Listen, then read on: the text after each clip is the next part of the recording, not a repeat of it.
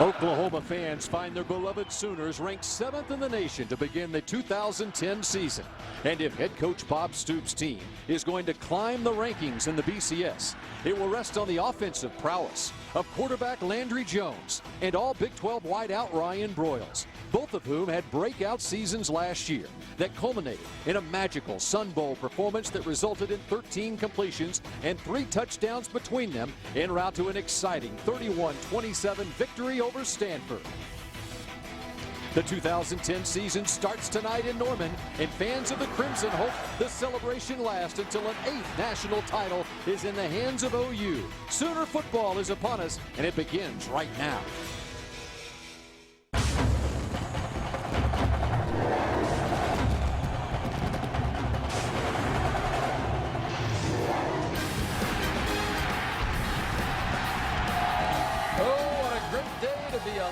And to be in Norman, Oklahoma. It's the 116th season of Oklahoma football, and Sooner fans are excited as the 2010 season opener brings the Aggies of Utah State to Gaylord Family Memorial Stadium. We welcome you to a college football Saturday here in Norman. Might as well be a state holiday in the great state of Oklahoma. Bill Jones along with Dean Blevins. Of course, the Sooners excited about this season. They're really excited about the return of Landry Jones at quarterback and also the return of a slot receiver in Ryan Broyles, who put up incredible numbers last year. Well, Ryan was just exceptional last year, and Landry Jones, in relief of Sam Bradford, came on and got better and better as time went on. Broyles is a rare talent. You get the ball near him, he makes the catch. As you see, he has speed, he has moves, and he has hands that are exceptionally good. Holds on to the ball in that case, and he is a remarkable talent. They're looking for more receivers, but that's a tremendous tandem. Very quickly last year, Ryan Broyles became Landry Jones' favorite target, and it was a school record 89 catches for Broyles a year ago. The Sooners looking for more of the same this year from Jones and Broyles. There's another big-time weapon in that backfield for Oklahoma, and Alyssa Walker-Campbell is on the sidelines with more on that. Thanks a lot, Bill. One of the compelling storylines coming into the 2010 season is the return of Oklahoma's running back, DeMarco Murray, who has battled and endured a number of injuries throughout his career as a Sooner. The good news, he's 100%. He's healthy, and I had a chance to catch up with running backs coach Cale Gundy, and he told me how he's done it. It's been a number of ways, through yoga, extra stretching. He's even done mixed martial arts training, and he changed his diet. He's lost a total of 10 pounds in the offseason, and all that adds up to a lot of durability, and a good thing, because Utah State's head coach Gary Anderson said they're going to look to minimize his ability to have a breakout game. Now, as for Utah State, they got a pretty fair quarterback themselves in DeAndre Borrell. Well, this guy can make it happen. I mean, their problems in the last couple of years have been on defense. Look at the numbers that this guy has put up. Only 4 interceptions, and there's the total offensive numbers. He can run, he can pass, he's leading this offense, and he expects to give Oklahoma problems, and I know the Sooner coaches are concerned. All right, it's Oklahoma, it's Utah State. It is Oklahoma Sooner football in front of another 82,000 plus here in Norman, and we've got the kickoff for you straight ahead. Today's game is presented by your local Oklahoma Ford dealers. Check out the 2010 F-150 and drive one. Ford is the best in Oklahoma. And by McDonald's. Stop in and enjoy the McDouble on McDonald's dollar menu at participating locations. I'm loving it. A Saturday night in Norman, Oklahoma, the season opener in 2010. Bill Jones, Dean Blevins, Alyssa Walker-Campbell on the sidelines, and we are set to go as Utah State's Peter Caldwell has that football teed up. DeMarco Murray is deep for the Sooners, along with true freshman Brennan Clay, and from the 10-yard line. Hole up the middle for Brennan Clay, up to the 31-yard line. That's where the Sooners will take over on offense with Landry Jones at the helm. Of course, Jones started his first game right out about a year ago here after Sam Bradford went down in the season opener at Cowboys Stadium in Arlington, late in the second quarter of a game against a different Utah team from BYU. The numbers for Jones last year, nearly 3,200 yards rushing. He will start with DeMarco Murray behind him in that Sooner backfield. And straight up the middle, big hole for Murray to the outside with speed. Inside the 30-yard line. Huge pickup for DeMarco Murray on the first play of the 2010 season for the Sooners. Well, the offensive line, no starters from last year's first game against BYU are starting tonight. They open the hole for DeMarco Murray, who has big things on his mind and starts out the season in beautiful fashion. 39 yards for DeMarco Murray all the way down to the Utah State 30-yard line on the first play of 2010. Now Murray again tries right tackle, and he'll get 4 or 5 yards. And the Sooners on offense, as Dean alluded to, the starting offensive line last year was, well, it was a trouble spot throughout the season, but this year Donald Stevenson making his first start at left tackle. You got Stephen Good, Ben Habern up front. Sooners going quickly to Ryan Broyles here. First down yardage down at the 15-yard line. And we've seen Murray, we've seen Broyles, the rest of the skill position spots. Kenny Stills, number 4, the true freshman, getting a start in his first collegiate game. And from just inside the 15-yard line, Sooners going up tempo, the way Sooner fans love it. Murray to about the 12. You know, Oklahoma last year did not start the same line combination more than 2 games in a row. And clearly chemistry is needed up front, and that was lacking last year, among other things. 2 receivers right this time with Murray in the backfield. A drive that started at the 31-yard line. Plenty of time. Right corner of the end zone, looking for Broyles, but overshoots his intended target. It was Chris Randall, one of the best, or perhaps the best cornerback on Utah State's defense, defending Broyles on that play. It'll bring up an early 3rd down situation here for Landry Jones and the Sooners. Bob Stoops in his 12th year as the head man at Oklahoma. The Sooners with 30 straight home victories. The Stoops record in 11 seasons, 117 and 29, and of course 6 Big 12 Conference championships. 3rd and 7 from the 12. Broyles, first down, into the end zone, touchdown. Just like that, the Sooners go 69 yards. Well, they go to their money man, Ryan Broyles, on the money down.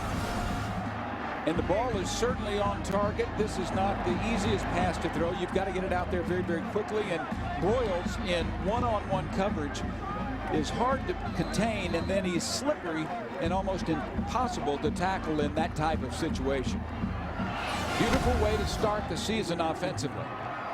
And Patrick O'Hara, who won the kicking derby, just announced earlier this week with his first attempt, and Sooners are happy it's on a point after touchdown. And yes, it is true. So Patrick O'Hara perfect for 2010. So is Ryan Broyles, Landry Jones, and the Sooner offense. Now that's the way to kick off a season, Dean. Absolutely. When you get your running back just with a straight, not fancy at all, running play on the first down, busting loose for as much as DeMarco Murray did, you know that things are going to be going your way. Now, Utah State is a defense that really struggled, to put it mildly, last year.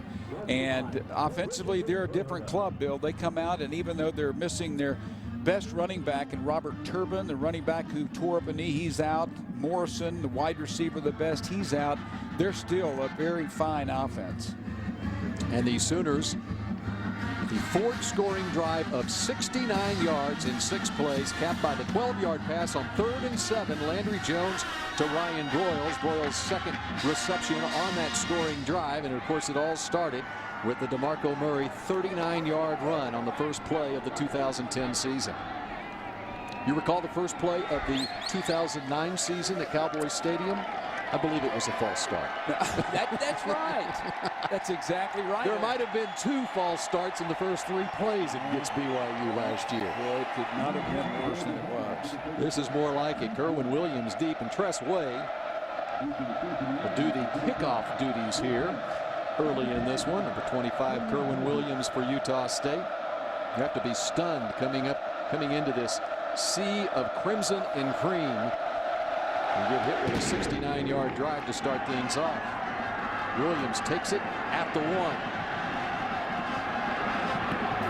Then he gets out past the 20-yard line, and that's where Utah State will take over on offense. And they've got a really fine quarterback in DeAndre Burrell, number 12. Well, he's the man who steers the ship. And he can run and he can pass, and Oklahoma is going to have their eyes on him all night long. And one of the things they're going to try to avoid is getting sucked up when he begins to scramble, because he does a great job of scrambling and finding an open receiver behind the defensive backfield of opponents. A dual threat quarterback, and that can be something that be difficult for a defense to contain. Burrell throwing on first down. It goes incomplete over the middle. The pressure on, the flag down in the backfield.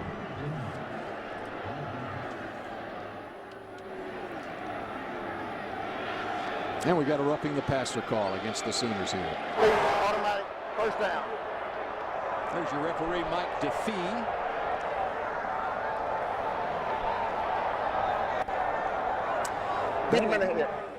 That is very Jeremy Beal-like. He is a very disciplined player. Number 44 off the edge. Shot to the head. And so it's a 15-yard pickup, a penalty first down for Utah State. They take over at the 37-yard line. This is Michael Smith.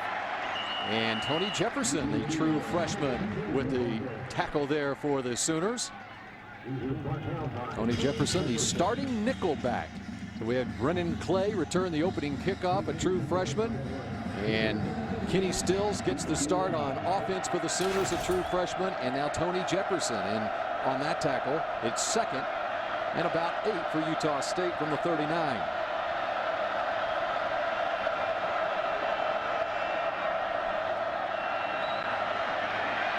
Burrell had time, fires over the middle, incomplete. Let's take a look at that Utah State offense. We talk about DeAndre Burrell, and as Dean mentioned, Robert Turbin, their leading rusher from last year, is out. Up front, Spencer Johnson at left tackle. He'll be protecting the backside of Burrell. The guy to look for, number 17 at wide receiver, Matt Austin. Most consistent receiver is 82 Moats. We've already seen Michael Smith. They'll use 3 different running backs, Utah State will. Now empty backfield for Burrell on a 3rd and 8 from the 39.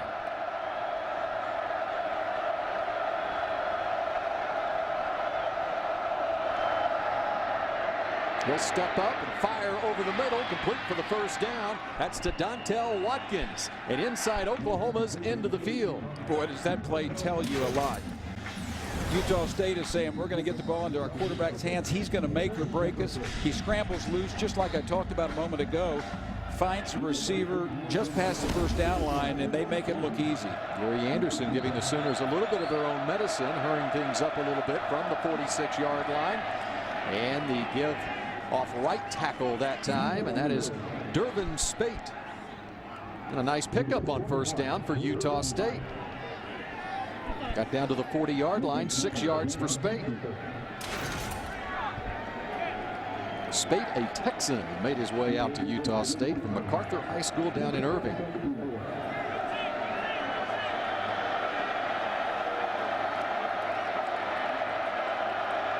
Now Smith, the back behind Burrell, and coming across the backfield that time was Williams, and there's Tom Ward in on the stop along with some friends. Essentially a zone read right there, and you can bet that Burrell will be pulling that ball out in a few minutes and scooting right up inside and putting pressure on Oklahoma. Defensively for the Sooners, that linebacking crew, of course, Ward was injured, tore an ACL in preseason drills last year, so he's making his first appearance in an Oklahoma uniform, number 21 in the middle. Austin Box is out and will be out for a few more weeks. He was the starter as the preseason camp began. That was a loss of 4 yards, and over the middle, pass goes incomplete. Down near the 30-yard line, Jamel Fleming getting the start at cornerback with the defensive play. Good coverage by Fleming, but receiver is open here, and this was a catchable ball. That was a catchable ball that should have been a conversion on 3rd down. Travis Reynolds, the intended receiver for Utah State. And so it's punt time for the Aggies. Broyles inside the 5-yard line. The ball is down at the 2-yard line. Utah State special teams comes through in a big way right there. Jones touches it down at the 2-yard line. The Sooners got off to the big start behind DeMarco Murray. Now they've got a long way to go to do it again.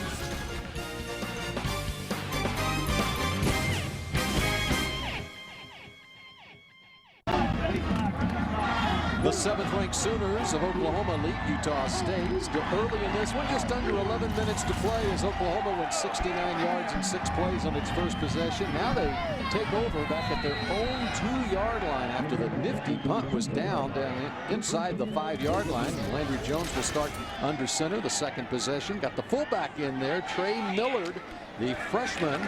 Another true freshman, and not much running room for Murray that time. At the 2-yard line, it was McClinton coming up to make this stop. All right, Dean, what are the Sooners looking to accomplish besides getting their 800th all-time win? Well, I think they want to be clean, and they had the penalty early. They don't want to be racking up a lot of penalties.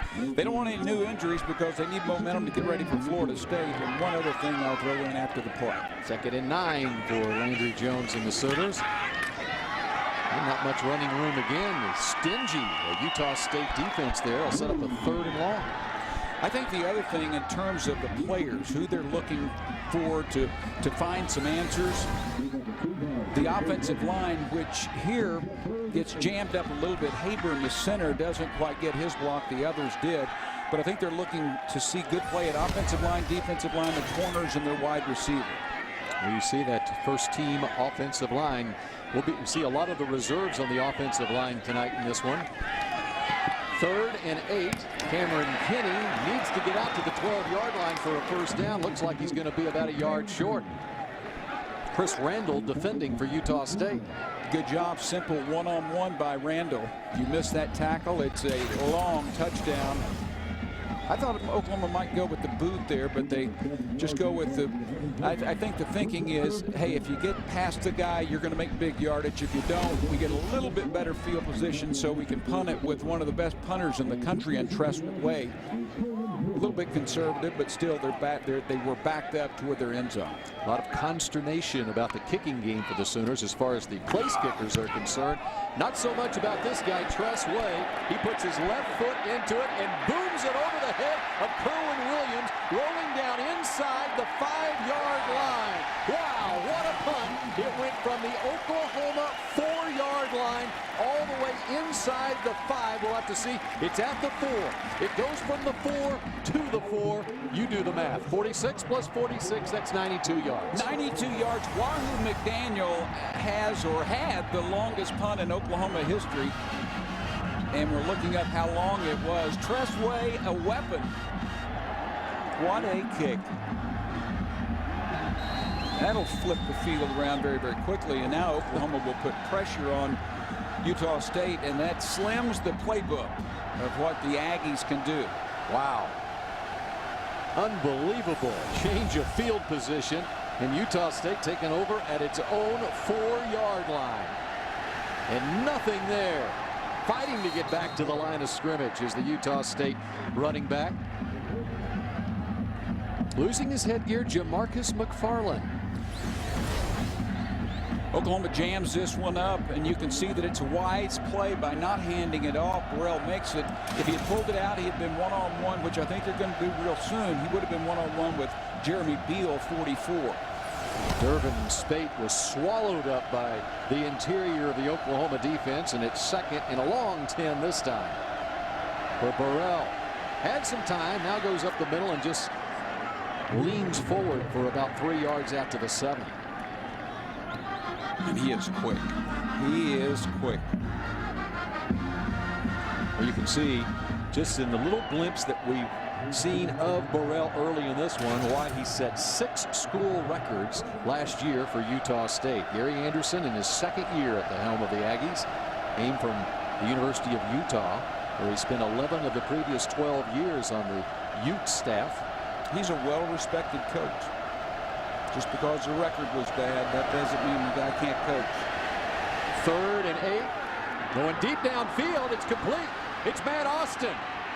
Inside the 40, down to the 35-yard line. Jamel Fleming defending for the Sooners. And you talk about changing field position on 3rd and 8. How about that? Fleming gets turned around. Burrell makes a beautiful throw. And then it's just a matter of making a play. But Fleming got turned around on the play, and Oklahoma doesn't give up very many long plays. But that one goes for 59 yards from the Utah State 6 to the Oklahoma 35. Now trying the right side is Michael Smith, and he'll get about 3. That punt is a new record. I had the Wahoo McDaniel, and I knew it was in the 90s. It was 91 yards prior to the Tressway 92-yarder, I think is what we had. But the field is flipped anyway.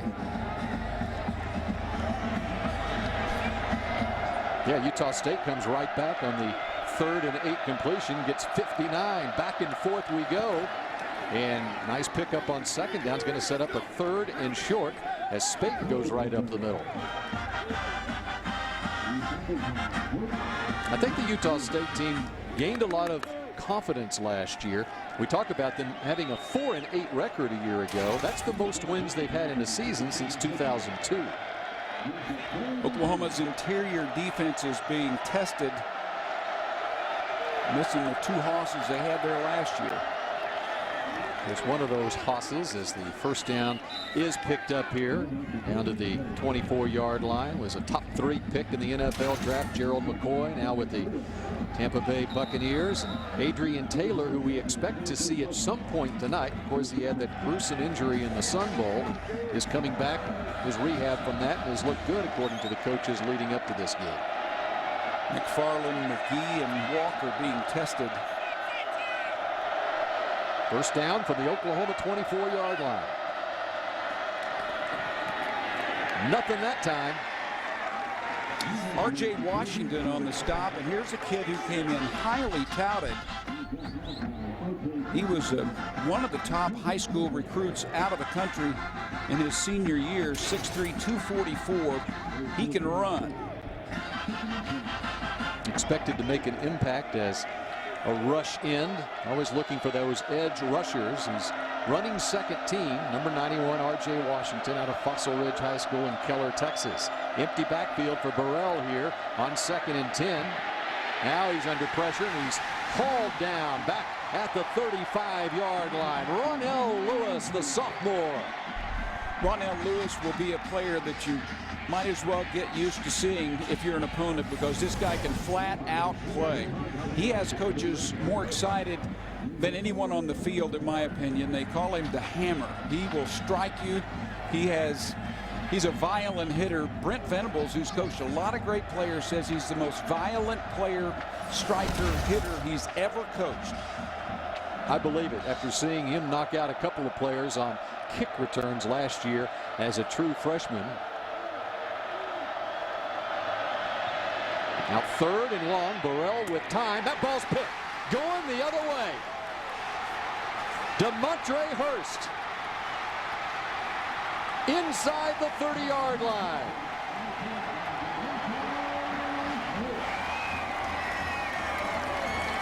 This is a kid who came in last year as a true freshman. He played quite a bit, and the coaches just flat out loved him. He breaks on the ball here, and if it stayed to the left, he might have scored. But he decides to cut back across the field. Well, we have had 3 huge plays, haven't we? The punt, the pass. It's like a basketball game. We're going back and forth. Maybe it's a tennis match. 29-yard line. Landry Jones and the Sooners take over. Murray trying to find a hole. There's a flag down. Comes from the offensive backfield after a pickup of 3 yards for Murray. Holding. Offense. Number 64. 10-yard penalty. Replay 1st down. That's Gabe Eichert, one of those converted tight ends who's running 2nd team left guard. He's gained 50 pounds since he's been at Oklahoma in about a year and a half. He's practiced so well that he's getting snaps in place of Stephen Good and some in place of Eric Minsick. Can't do that, though, Bill. Yeah, of course, Eric Minsick is the other converted tight end who's put on a lot of weight in the offseason. Murray trying to get to the edge, and he gets from the 39 down to about the 33 for a pickup of 6. Well, we were told by Kevin Wilson that you'd see a lot of the backup offensive linemen. Iger just one of them, getting an early dose here in the first quarter. There's Millard, the freshman. Trey Millard out of Columbia, Missouri, 6'2", 246 pounds. That's what they love about this guy, is he is a tremendous blocker. Even though the true freshman, he has hands, and he's good enough that he can run the ball, and Oklahoma rarely has run the fullback. Boy, what a new dimension to the Sooner offense if you can get a fullback like Trey Millard who can run the football like that. Look for Ryan Broyles, bottom of your screen, to be involved in this play. And a false start. Those are the kinds that just kill you. You go from False start. Offense. Number 59. 5-yard penalty. 3rd down. That's Donald Stevenson getting his first collegiate start here. You go from 3rd and short to 3rd and long. You go from 3rd and 3 to little 3rd and 8.5. It's the 3rd penalty for a total of 30 yards against the Sooners here. Oklahoma up 7-0 as we play late in the first. Hit is Jones, and the pass goes incomplete. Levi Koskin with the pressure from the backside that time. And from the 28, you're looking at what, about a 46-yard field goal, and so they may be looking at 4-down territory instead here. That's just a missed block. So far, the offense has been hit and miss. 4th and 9 from the Utah State 28-yard line. 2 receivers out left. And inside the 20 down to the 17, Cameron Kinney. That's a first down. Ball comes free, but it's after the whistle, and it's a first down for Oklahoma. That's a 4th down conversion. They'll spot it at the 15-yard line. Very nice conversion there, and Kinney is a receiver who late in the season lost his confidence. Landry Jones buys time. Bullet. Nice catch, and he did a good job of not backing up, because a lot of receivers would do that, but he barely made the first down. And now here goes Murray to the right side, and that's Gallagher with the tackle. He loses his headgear. Kyle Gallagher, a MAC linebacker for Utah State. 1-yard pickup for Murray. Outstanding tackle. That's the way Gary Henderson teaches it. He's a defensive coach. That's right. 2nd and 9. And Murray again hit just as he gets past the line of scrimmage, and again losing his helmet is Kyle Gallagher. Get the man a strike, will you?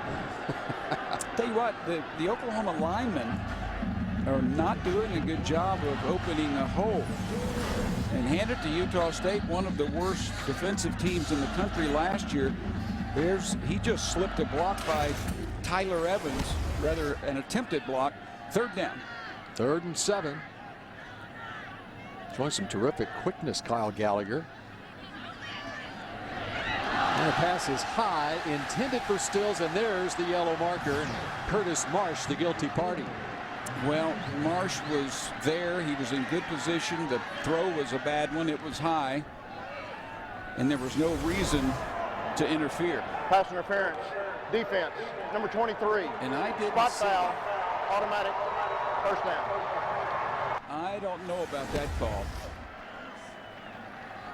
Curtis Marsh, the senior cornerback for Utah State. He doesn't know about that call either. Sooners will take it inside the 10 at the 7-yard line. That's a big call. Huge on a 3rd down play. 3 receivers left for Jones, who rolls left, fires for the end zone over the head of Stills. Goes incomplete, 2nd and goal. You know, Jones is really becoming more mobile. He is able to throw it on the run very effectively. And I think they're also trying to get out of the pocket a little bit. Well, with some uncertainty in the offensive line, move that quarterback around a little bit.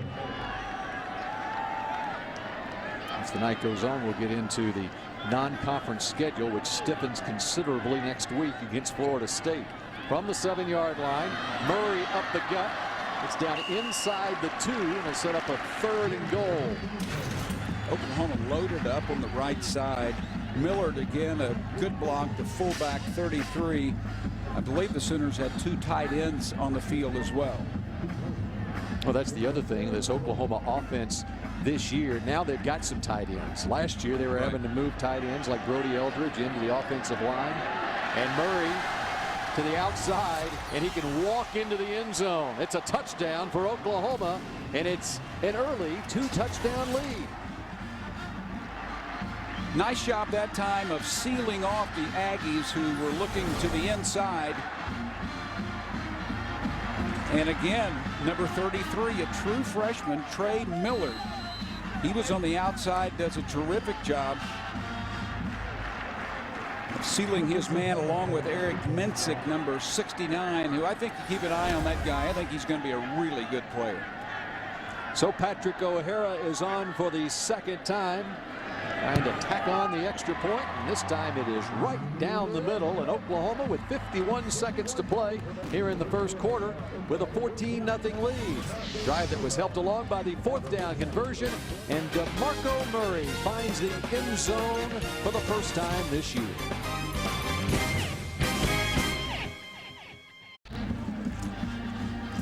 Sooners lead Utah State 14-0. Let's go down to the sideline. Alyssa Walker-Campbell with a special guest. Hey, I'm hoping it up on the sideline with Oklahoma's men's basketball coach Jeff Capel, and you certainly had a very ambitious summer, led Team USA 18 and under to a gold medal. What was that experience like? It was a great experience.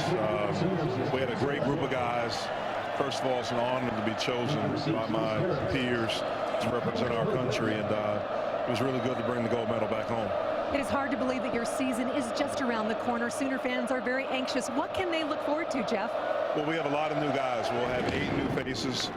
We have some returning guys back, but it'll be a team that plays hard, that plays tough, and really competes every possession. Tell us about the schedule. You get to go to Hawaii. What kind of job is that?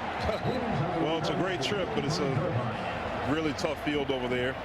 And we follow that back up as soon as we get back. We're at Arizona and at Arkansas. Have Cincinnati here in the all-college, so very challenging non-conference schedule, but it helps get us prepared for Big 12. Thanks for stopping by. Thank you. You can go to Soonersports.com for ticket information. All right, thanks, Alyssa and Coach Capel. Well, there was Ronell Lewis. You talk about a guy they called the Hammer. He delivered again on that kick coverage. Well, he has pretty good numbers. He's 6'3", 235. No, it's 245, and he runs a little over 4'5", but under 4'6". And he's the one we talked about earlier, the violent hitter. Well, saw it time and time again on kickoffs last year. And there's a hit applied on the outside by Tony Jefferson. It's an incomplete pass, and 2nd and 10 at the 25 for Utah State. Brought the pressure that time. Brent Venables dialing it up.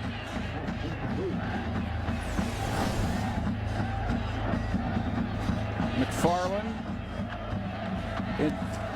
David King there. Yeah.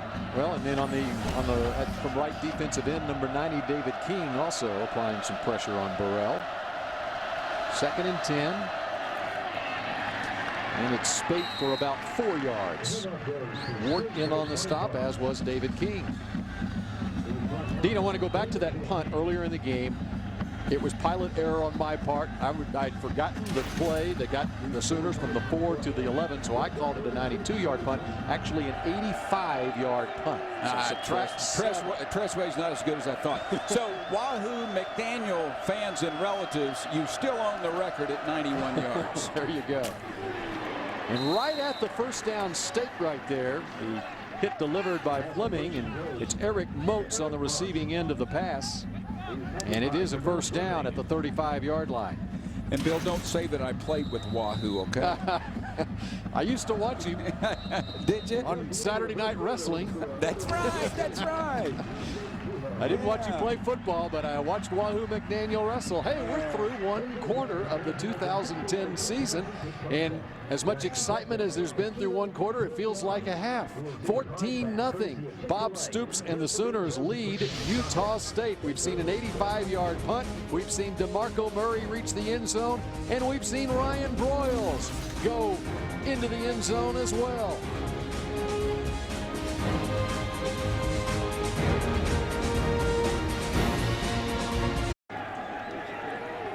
Sooners lead the Aggies of Utah State through one quarter of play here in the season opener in 2010. Bill Jones with Dean Blevins as Utah State has a first down at its own 35-yard line. Sooners with that four-man front on defense, and there is an early whistle.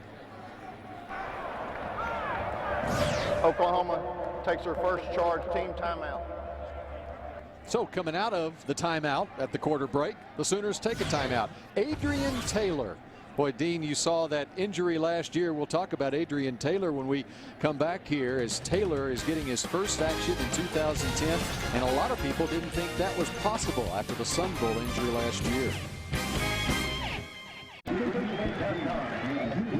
Only here in Norman. Lead 14-0. Had to take the early timeout in the second quarter. We get started now here in the second with a 1st and 10 for Utah State. DeAndre Borrell, the quarterback, fires right side, out of bounds at the 40-yard line. That is a completion of 5 to Mikael Morgan. Boy, Adrian Taylor, though, Dean, is just a terrific story for Oklahoma, and how quickly he's able to come back from that gruesome injury. Oh, he had one of the worst injuries, a fractured ankle, and it was one of those so nasty that the networks only showed it the first time we saw it and never would go back to it, but the foot was actually turned the wrong way. And a whistle at the snap again, and a flag down. There's no foul on the play. Utah State takes their first charge team timeout. So a sputtering start to the second quarter here, as Oklahoma first calls the timeout, and then one play later Utah State right at the snap decides it needs to take a timeout as well. Well, you rightfully called the first quarter action enough for the first half, but I think we've started here and we're going backwards. But back on Adrian Taylor, I mean, yeah, as you said, the networks didn't want to show the replay of that one more than once, and just, you've been around this guy for the last several years. He and Gerald McCoy last year, what they meant to this Oklahoma defense in the interior. Well, everyone knows about Gerald McCoy. When you go number 3 in the draft, you're a fabulous player. He was able to get double teamed a lot, which freed up Adrian Taylor some. Adrian Taylor, though, is a menace regardless of how many people block him, and he's a better person. He has struggled through a lot of issues. He is a wonderful example for kids around him, and obviously his work ethic is impeccable to be able to come back like this. I'm stunned that he's playing right now. He's being tended to on the sideline as Casey Walker's back in there at defensive tackle, and right through that hole where Adrian Taylor would have been. A big pickup that time by Michael Smith. Quentin Carter on the stop, but inside Oklahoma's into the field at the 49. Getting confused a little bit is a freshman, a redshirt freshman, Tom Wirt, number 21. They're really high on him, but they've got some new kids back there playing, and occasionally they're getting out of position. It's not physical talent, Bill, certainly not against a Utah State with some of the kids that Oklahoma's recruited, but a wrong step, lining up in the wrong position by a half foot, you're going to be there a little late. And Wirt will be a remarkably successful player, I feel comfortable in saying, before it's all said and done. But this is his real first live action. And you talk about a position as they give up the middle for a couple of yards. Is Wirt, you talk about a position that is so difficult to learn. Bob Stoops says middle linebacker probably right up there with quarterback. Absolutely. Absolutely. And there's a good look at Travis Lewis, who is an All-America player and a tremendous leader. He has all the intangibles you look for. Now Burrell on 3rd down will loft it downfield and over the head of Morgan, who had a step on Fleming over there. Well, nothing against Utah State, but if that's teams like Florida State and Texas, that's a touchdown. just beaten was Fleming. And you had it right, just beaten by a step, but that's all it takes. Yeah, Christian Ponder coming in here next week for Florida State, a team that put up 59 points, on Samford today, but the test is going to be a little more difficult next week. It's 4th down for Utah State, 4th and 4 from the Oklahoma 43-yard line. So here's Peter Caldwell, who handles not only the punting but place kicking duties for the Aggies. Boyles will let it hit and looked like it got to the goal line, although there's no signal from the officials. Now there's the touchback. Boy, once again, Utah State is right down there and almost pinned the Sooners down at its own 1-yard line. You know, Utah State has had 3 things go against it. That penalty that allowed Oklahoma to score. Also on that play right there, and Oklahoma is lucky to be ahead 14-0. Oklahoma leads Utah State 14-0 for another capacity crowd here in Norman, Oklahoma. Young and old, they come out to watch their Sooners. And it's been so good over the last 11+ years. To Bob Stoops from the 20-yard line. Landry Jones with a fake to Jeremy Calhoun. Now a throw back to the middle goes incomplete. Landry Jones' progress over the last year, well, Bob Stoops talks about it. Every area, Personal Coach foul. Heitler does a great job developing our quarterbacks technique-wise, fundamentally, mentally, everything that they do. And as a young quarterback, he's going to continue to progress. He's a smart guy. He works hard. And he's very similar to the guys we've had. You know, I say it in a lot. We've won 6 different Big 12 championships with 5 different quarterbacks. So that says quite a bit in how we're able to develop guys. And Landry is in the mold of all of those guys. So he has a lot of the same qualities. So we expect him to continue to be, to work to be a championship-type quarterback. And Landry and the Sooners benefit there with a roughing the passer call, a 15-yard penalty. New set of downs at the 35-yard line. Swings it out to Jeremy Calhoun. He'll get a couple out to about the 37. Being behind Sam Bradford for a couple of years and looking up to him and seeing all the wonderful things that he did was a great boost to him. And Heupel's a very, very good coach. As he was a very, very good quarterback, too. Going deep down the left side, and a very athletic maneuver by Ryan Broyles trying to come up with that one, but it goes incomplete. It'll set up a 3rd and 8. And Landry Jones is another guy who, about a year ago tonight, got thrown into the fire a lot more quickly than anyone anticipated. Well, you can look back on that season and point to that injury, although there were tons of other injuries, but the injury to Sam Bradford, even though Jones played well, was just devastating. 3rd and 8 from the 37.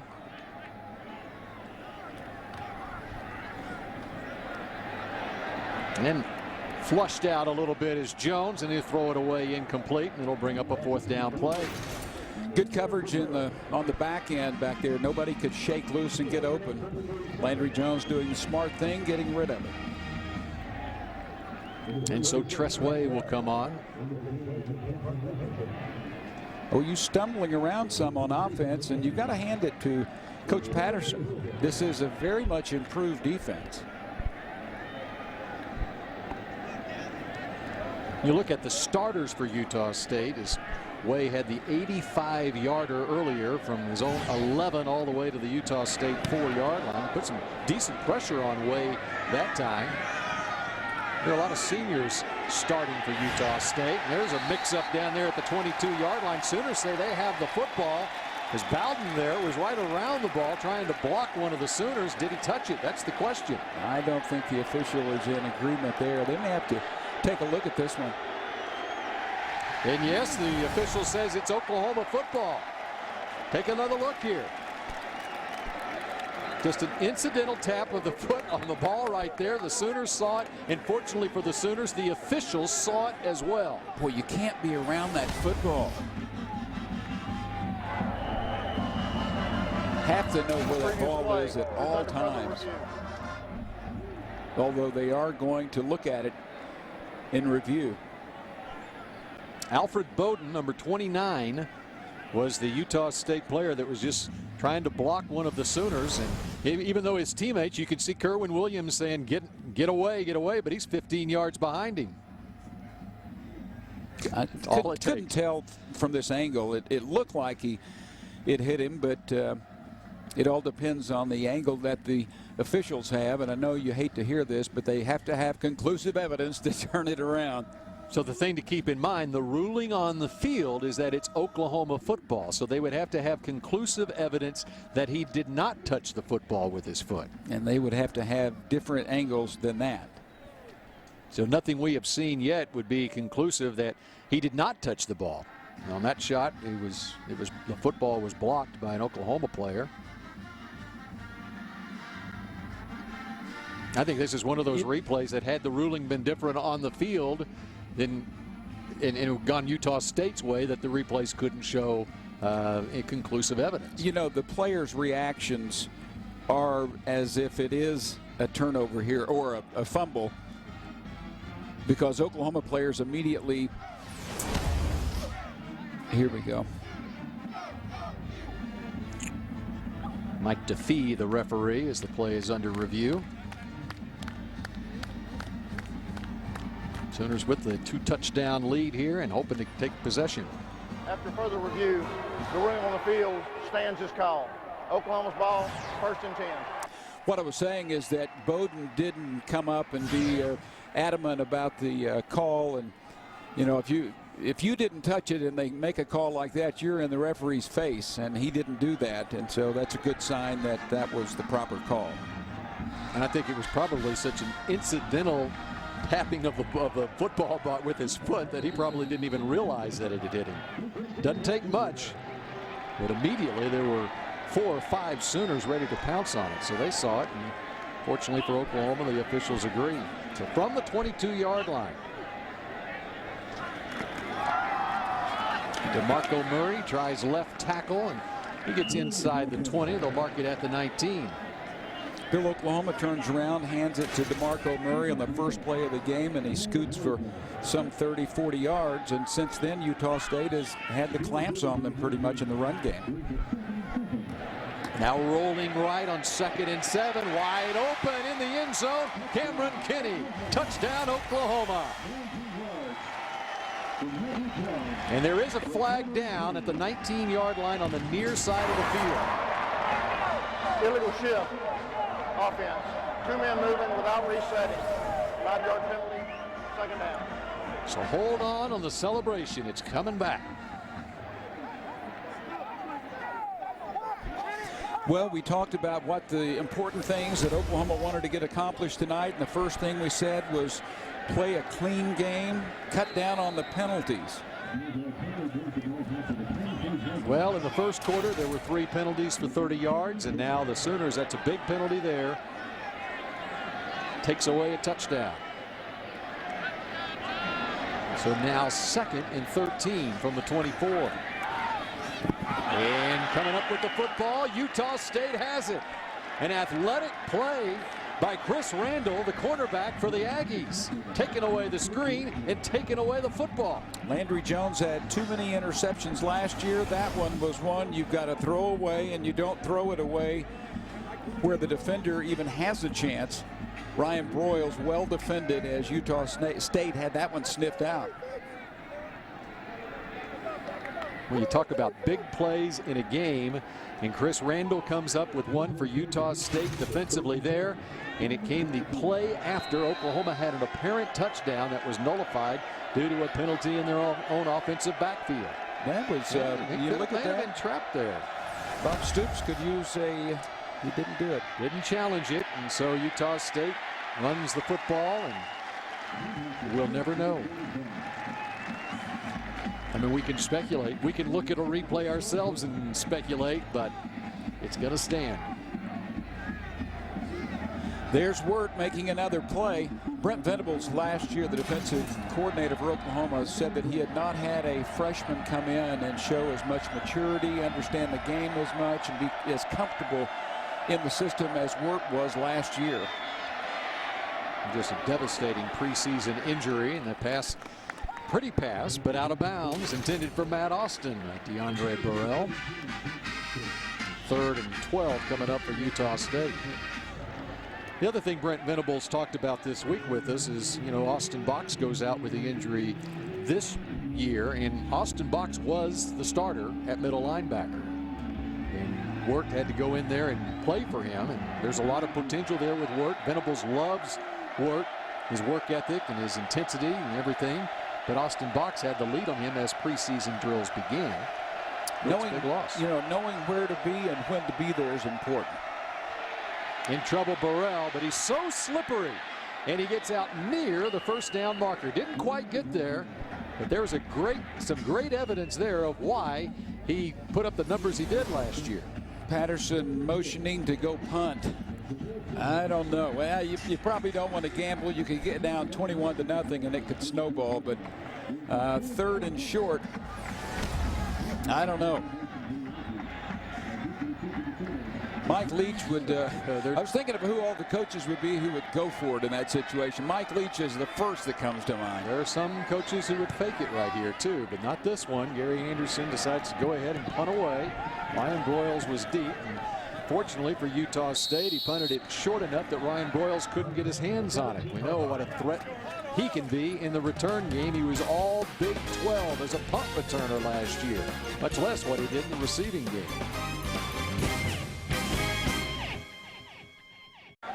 Sooners up 14-0, and with another special guest, here's Alyssa Walker-Campbell. I'm alongside Oklahoma head women's basketball coach Sherry Cole, who's coming off another outstanding season. You've had the opportunity to reflect on that season, digest it. What do you take away from? You know, it was incredibly refreshing. Those kids just believed in one another. They believed in Oklahoma, and they made some terrific things happen in the face of some adversity, and they were just a joy to coach. Certainly the biggest question on Sooner minds is they want to know, how is Whitney Hand? How is she doing? She's doing great. You know, her mental toughness as a result of what happened last fall with the ACL has put her in a position to be able to handle this. Unfortunately, a few months yet until we see her on the floor, but when she gets back, she'll be as good as new, and she's in there coaching the young guys and teaching them everything she knows, so we're looking forward to having her back for Big 12. A lot of momentum coming into your program this year. You've had another outstanding recruiting class. I'm excited. Got a lot of post players. Talk to me about them. Yeah, people more your size than mine, which is a good thing. Junior college transfer from Serbia originally, Jelena Serena. We're very excited about her. Comes in about 6'5", and then true freshman out of Milwaukee, Wisconsin, Nicole Griffin, who comes in about 6'6", and then a little bitty one more my size out of Las Vegas, Nevada, Aaron Ellenberg. All in all, we have 6 new guys on this team, so a lot of new faces to get accustomed to, and some guys who will help us. Thanks for stopping by, Sherry, and all that you do for Oklahoma women's basketball. Thank you. Well, what a great program Sherry Cole has, the women's basketball team here at Oklahoma. And despite a second down completion of 7 yards to Ryan Broyles, the third down incompletion means Tress Way is on to punt. There have been a couple of times that it looks like the receivers may have stopped instead of continuing their routes, even on the interception, perhaps Ryan Broyles, and there on that one, perhaps that's what happened, but not the best ball from Landry Jones. So it's a 3 and out, and once again, big rush put on by Utah State. Not a lengthy punt this time. In fact, it goes out of bounds just inside Utah State's end of the field. It hit at the 50, goes out at the 47. That's where Utah State takes over next.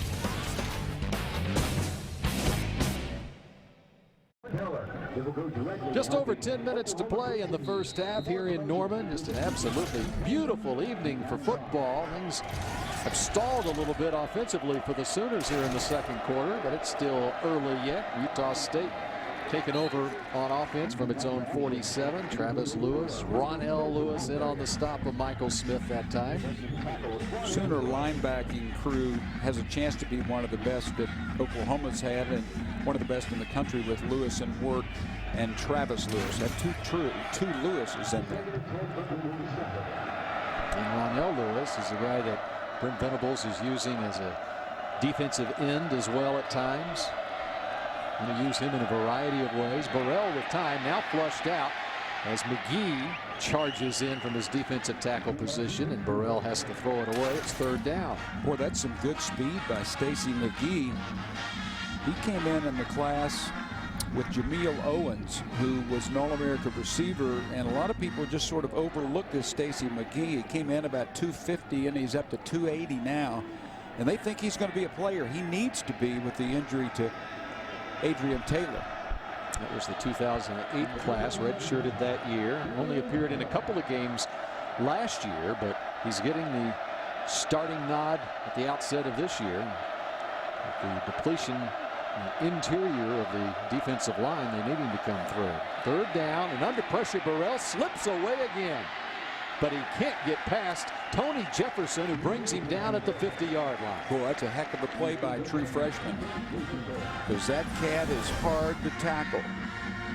Watch Burrell here. I'm sure he thought he was going to be able to elude the tackle in open space.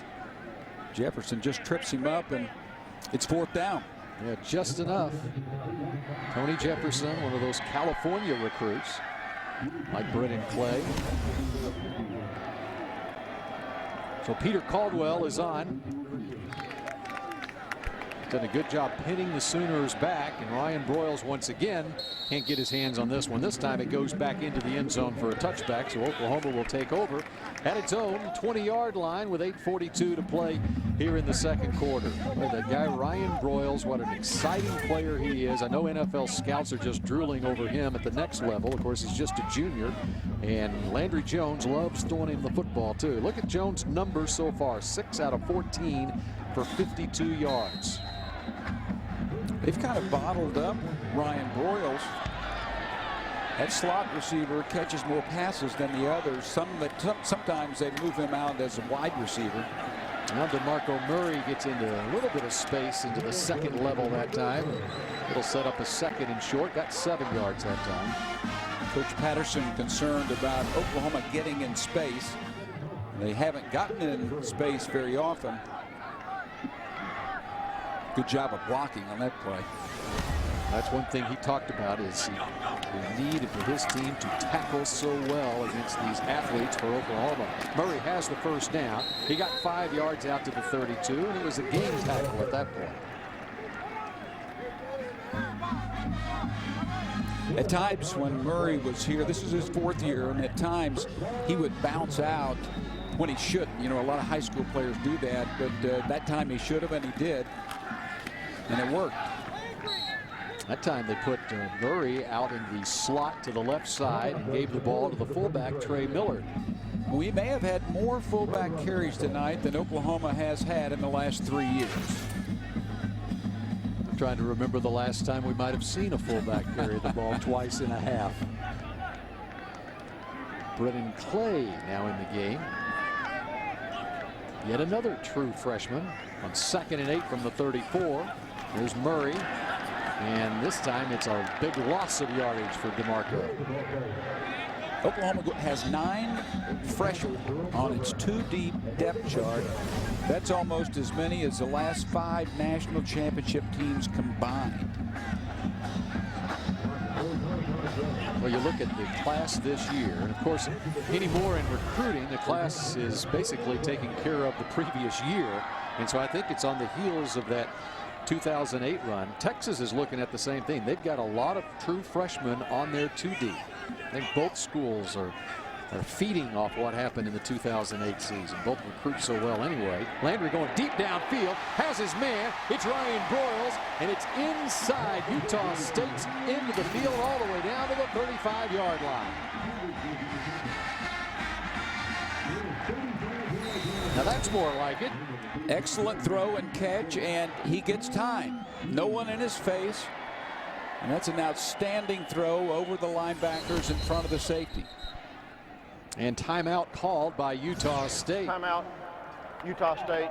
That's your second charge, team timeout. Jones does a good job of looking off the safety. And he came back over the top. And that was a terrific throw and catch. But I think that's one of the things that Landry Jones, where he has improved. I know they worked on that. Is last year it seemed like he locked on to receivers quite a bit. And, you know, telegraphing throws you don't want to do. That was his freshman year. But he's grown in a lot of different ways. And you see that right there is a good example of that. How difficult is it for a young quarterback to be able to take that the mental part of the game to the correct level that it needs to be? Well, so much of it has to do with other players around you. He had a lot of protection that time. A lot of it has to do with maturity, your snaps, and the opponent. So there are a lot of issues, but just being a calm personality helps as well. Sooners on the left side of the offensive line of Jarvis Jones at left tackle, Gabe Eichert at left guard, and slipping a tackle is Ryan Broyles. You see once again what Broyles can do when he gets the ball in space. Well, that was the ball Utah State broke on. Look, for a second like that might have been intercepted and 6 the other way, but it wasn't. You got to zip that ball out there quickly, and he did, and Ryan Broyles did the rest. So 35 yards to Broyles, now 14 yards to Broyles. Now rolling right is Landry Jones, firing for the end zone. He's got his man. Touchdown, Ryan Broyles. Think those two like to throw and catch? I'll say. Hey, what about on the run, on the move? Landry Jones looking very comfortable on the move, and the line doing a very good job once again of sealing the defense. And then Ryan Broyles, of course, is going to get open most of the time. But that was an extremely well executed play, especially by Landry Jones. They got him on a safety, Quentin Bird, who was defending on the play, and it was no match as O'Hara is on for the 3rd time for the point after, and the Sooners with a 3-touchdown lead. It's the Ryan Broyles show all of a sudden when things start stalling out for the Sooners offensively. Now 6 catches, 100 yards. He had 3 catches for the final 70 yards on that drive. Well, I'm sure the staff was happy to see that drive because they had stalled. They kept making mistakes. Utah State played well defensively, but that was a drive they needed to go punch it in, and you saw a little bit of all of it, running the ball and the big pass plays, as you mentioned. 80 yards, 7 plays, the Ford, Oklahoma scoring drive. The Sooners back on track offensively now. For Broyles, his 2nd touchdown of this game. He had the 1st touchdown, capping a 69-yard drive.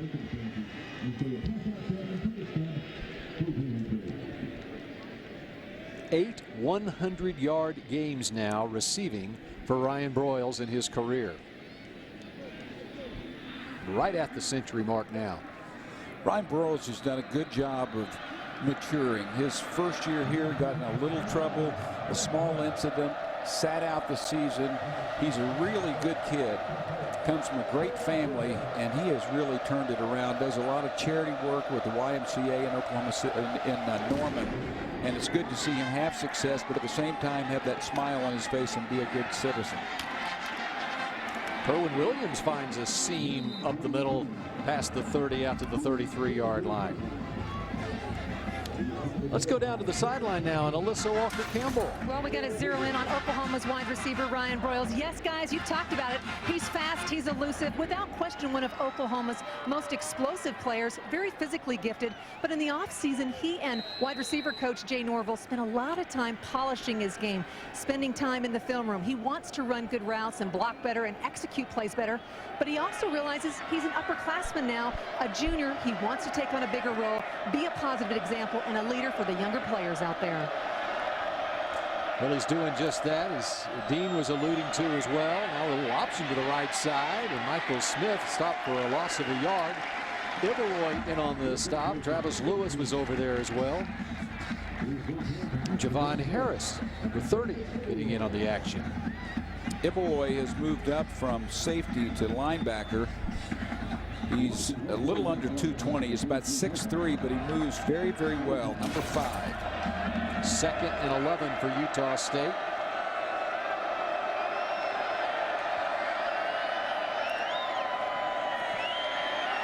Five-man rush, and now flushed out is Burrell. He'll throw it downfield, up near midfield. Is he out of bounds? Yes, he is. Incomplete pass. That's Matt Austin. You know, that's pretty impressive by Austin and also Burrell, because he had half of the stadium chasing him, moving left, gets that ball off, and that's not to the short receiver, that's to the longer receiver, about 15, 18 yards down, running full speed. Just a half step too late. 3rd and 11. 4-man rush. Screen set up. Past the 40. Into Oklahoma's end of the field. It's a first down. Big play. 3rd down conversion. Dervin Spate. And Utah State, Quentin Carter finally knocked him out of bounds. Perfect play call. Oklahoma had been getting a lot of pressure on the quarterback, and they were bringing heat once again. And actually a very good tackle here, a touchdown saving tackle by Quentin Carter. 29 yards on 3rd and 11. Pumping once is Burrell, now throwing downfield, and Morgan can't come up with it. There was some jostling going on down the near sideline. No flag. Jamel Fleming defending.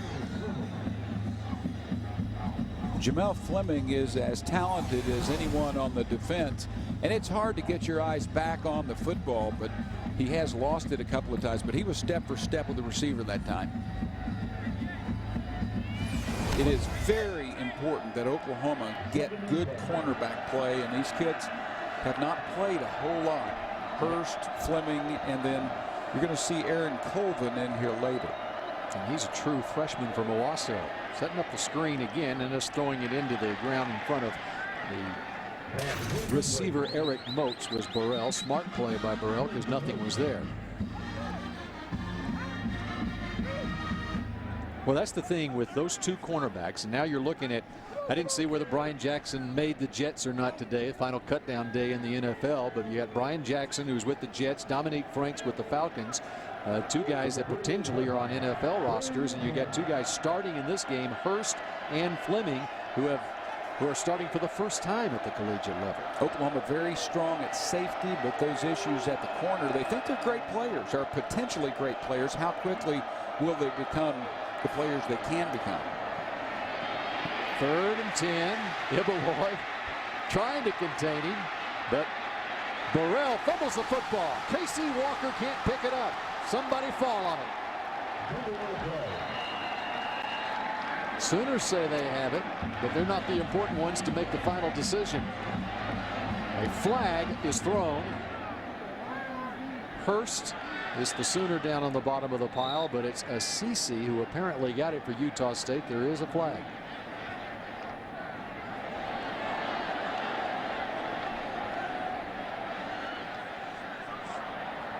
The ball was recovered by the offense. After the play, personal foul, unnecessary roughness, 21, 15-yard penalty, automatic first down. Well, that turns out as bad as it possibly could for the Sooners, because this is a ball that Oklahoma should have recovered, and I believe it's going to be Casey Walker, number 53. You never pick up a ball like this on the ground. I mean, never. And so he comes in with the hands wrapped and tries to pick it up. This is a solid kid, solid player, but that is a big mistake. Especially when you're 6'2", 301 pounds, and your hands are wrapped up, and you're trying to pick up that kind of traffic. Yeah, you got a slippery pig down there just flopping all over the place. You're not going to get that very often. And there you see great pictures right there of how Assisi got the football. There is a Sooner down on the field way back in the secondary at the 15-yard line, and it's Travis Lewis. He's been down through this entire time that we've been showing the replay. Here with less than 5 minutes to play in the second quarter. Oklahoma cannot afford an injury to Travis Lewis. That's a good sign that he's able to get up under his own power, but hopefully maybe he just got the wind knocked out of him, but he was far downfield. He obviously was in coverage some 25 yards downfield.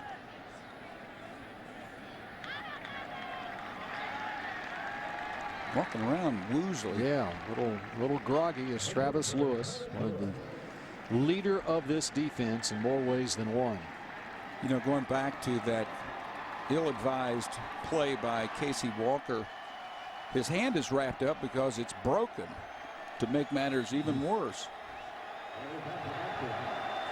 Boy, Lewis is a really good player, though. He calls the signals defensively. And from the Wildcat, Dervin Spate from the 40-yard line. And again, there was a penalty marker thrown, and it goes against the Sooners. That's why they were able to take over. Personal foul penalty against the Sooners. So the ball moved from the Utah State 45 into Oklahoma territory at the 40-yard line. It would have been a 4th down play, but instead, with a personal foul penalty, 15 yards marked off against the Sooners. Gave him the 1st down. That was a very costly penalty. Morgan tipping it up, or it's Matt Austin instead tipping it up, and he looks like he's hurt. Maybe it's a cramp. Jamel Fleming defending on the play. Almost an acrobatic catch. Fleming has been all around the receivers. Just something, I don't know if he's getting turned around a little bit, but he is in the vicinity. He has a lot of natural ability. Did a good job of deflecting that ball away, and Austin could not come down with it.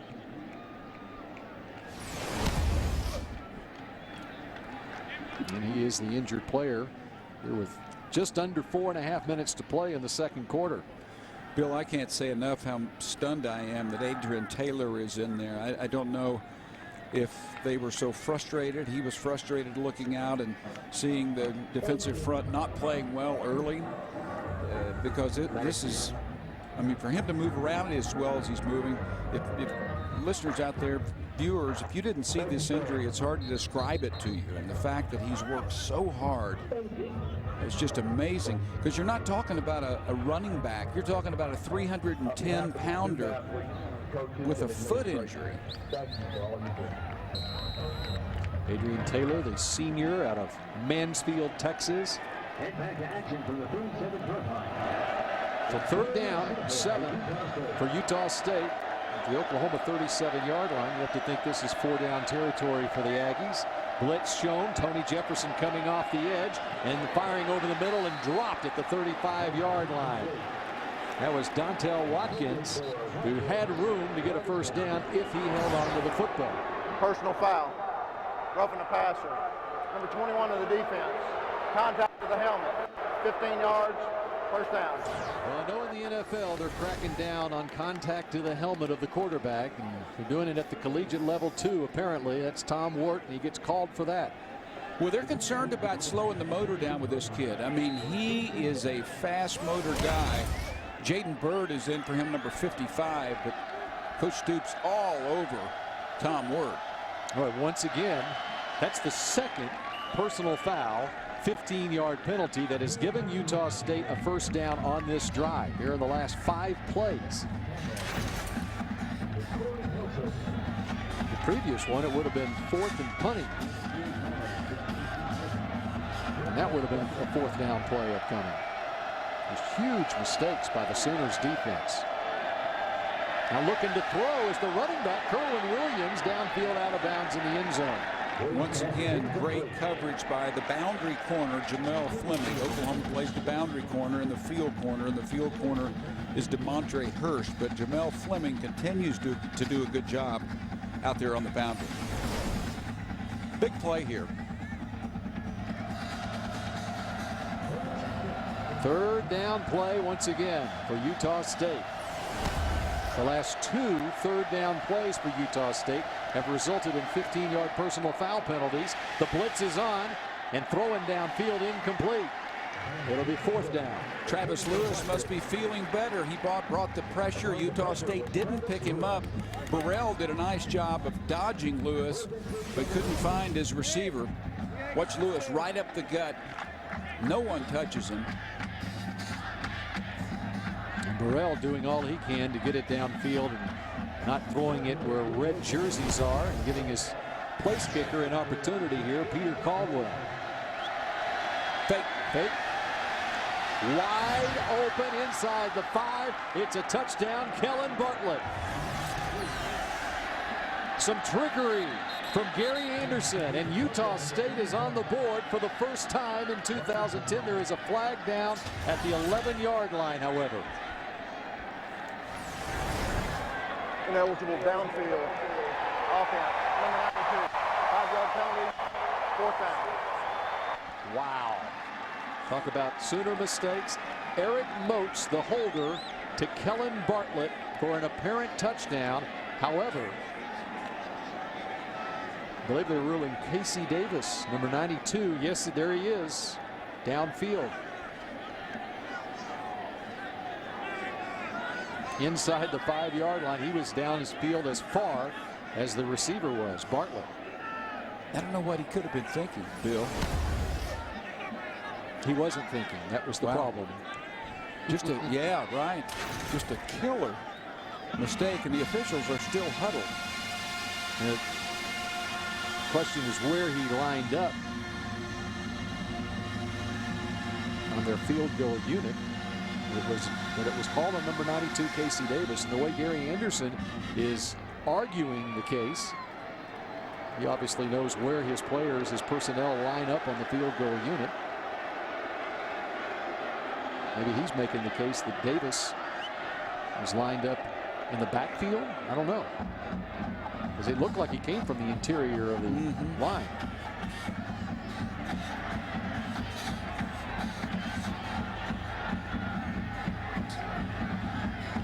We've had an Oklahoma touchdown called back due to penalty, and now this. He was lined up, and it looked like a tackle position. Well, he's a defensive tackle by position. Right.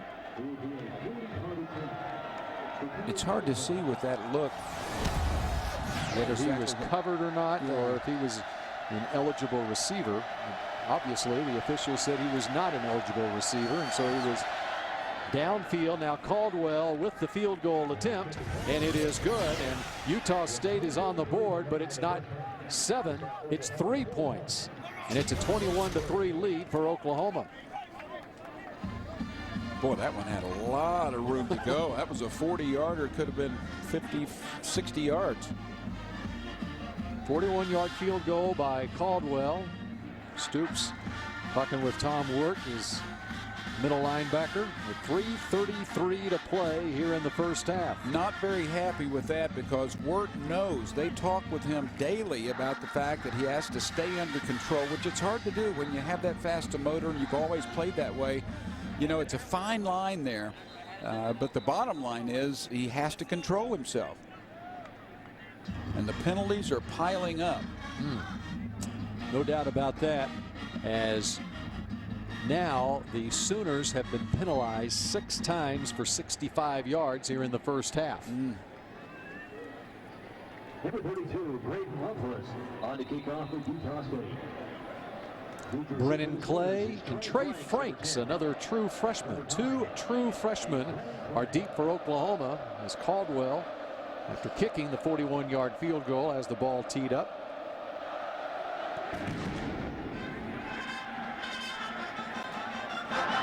And it's bubbled by Trey Franks. And he gets out to the 24-yard line. Franks from West Orange Stark in Texas. As Ryan Broyles was the key man on the last possession for Oklahoma. See what he can do again on this possession. Now another 100-yard receiving game for Broyles. 6 catches, 100 yards. He can do it all, Dean. Yes, he can. Slippery little fella. Although he's not that little, he is really not beefed up, because he's lean, but he's flexible. He's all muscled. He has the whole package, and he'll be a very good NFL player. DeMarco Murray, 24, out to the 28-yard line. A pickup of 4 yards as Oklahoma, with 3:20 to go here in the first half, tries to add to an 18-point lead. They would like to do what they did on the last drive. It would be a good way to end the first half.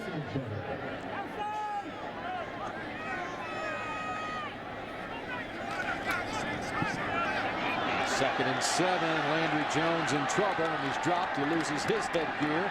Back at the 15-yard line. It's a loss of 12 yards. Poor blocking, and Landry Jones cannot let that happen. Off the edge, numbers 7 get after it. DeMarco Murray, a pitiful attempt at a block, and Randall makes a really good play, but you got to throw that one away. And the pass down the near sideline goes incomplete. Once again, the Sooners are back to sputtering on offense on this possession.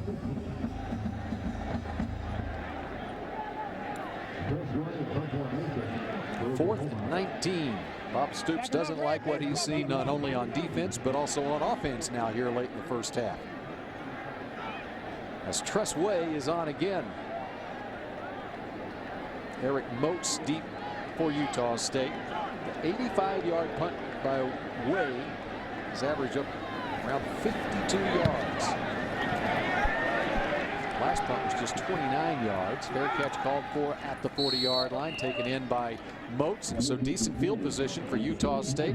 And they've got some time to play with here with 2:27 to play here in the first half. Oklahoma has shot itself in the foot, but Bill, I think it's worth noting that this is a better Utah State team, certainly better than the one 2 years ago when it came to Norman. I called that game as well, and that was not a good football team, wasn't as disciplined, and this is the much better ball club. It's a 54-3 Oklahoma win in that one. 07 season. So from the 39, Utah State, DeAndre Borrell rolls right, fires downfield, has his man inside the 30, this time on Jonathan Nelson. And the completion goes to Dontel Watkins, a junior college transfer. Utah State has a lot of transfers in the lineup. Nice throw and catch. Oklahoma's defenders have been in position all night, but not getting their head back, not reacting to the football when it's in the air. 34-yard pickup. Now with time, Borrell fires over the middle, complete to his running back this time. It's down inside as a receiver, actually, Xavier Martin, another junior college transfer. And they're going up-tempo. They're moving the football and have the Sooners on their heels at the 13-yard line, pick up a 14. The natives are restless. Quarterback draw. Nothing that way, and lunges forward to get back to the line of scrimmage.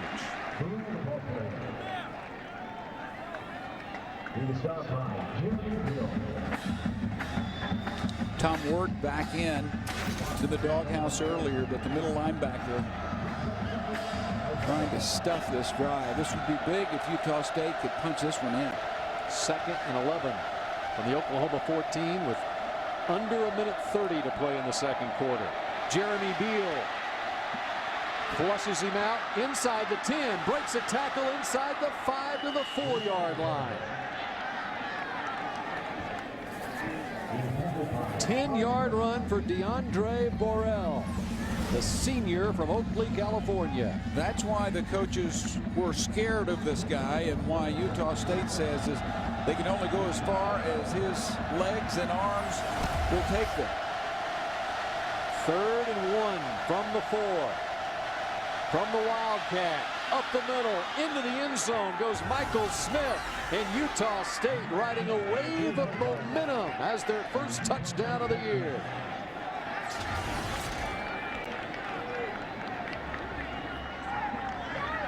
Will be an interesting locker room at halftime for the Sooners.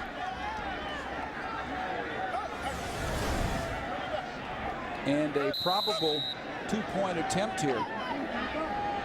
In fact, that's exactly what it appears is happening. However, now Moats, the holder, is lined up one of those Mike Leach ninja formations. Yeah, it's what it looked like. But now they've gone back to the standard point after formation here. And Caldwell just inside the right upright with 47 seconds left in the first half. The Sooner lead that was 21 points just a few minutes ago is now down to 11. The Ford Utah State scoring drive, it took 1:40, 61 yards in 5 plays, and Michael Smith finds the end zone. Wow. Hit and miss for Oklahoma, and Utah State has been able to take advantage of Sooner errors.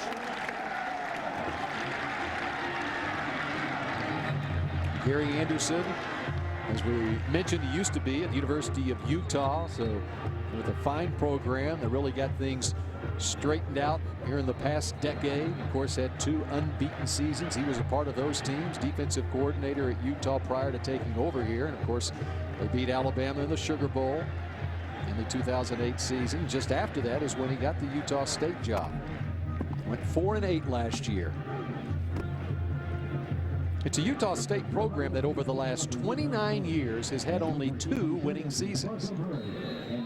Yeah, not many places you would say 4-8 was a good year. Right. And I say that kindly. I'm not making fun of, making light of that.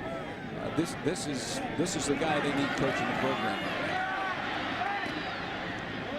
Yeah, Oklahoma trying to get some field position here out near the 28-yard line. DeMarco Murray back returning kicks.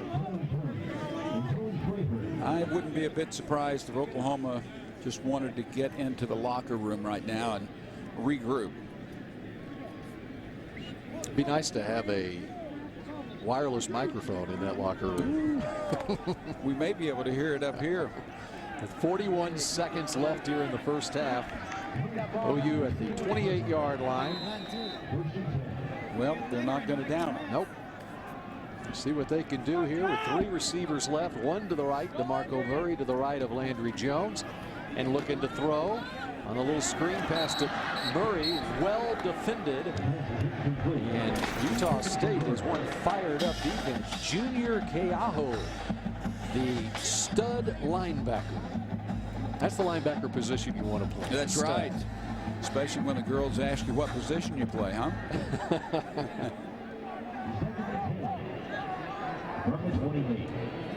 They've all been playing like studs here lately for Utah State. Lots of running room for DeMarco Murray. Can't get out of bounds. He's at the 37-yard line as we move under 30 seconds to play here in the half.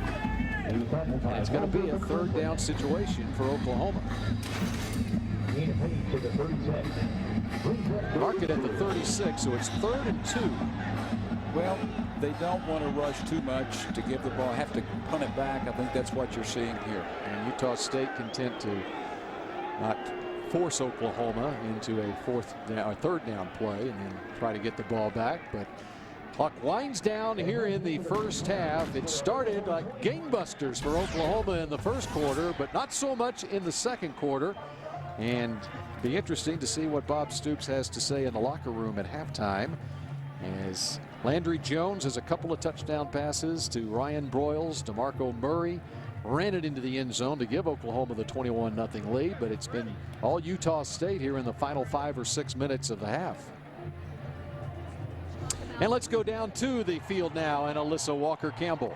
Certainly the point of emphasis in the second half is going to be defense and eliminating costly penalties.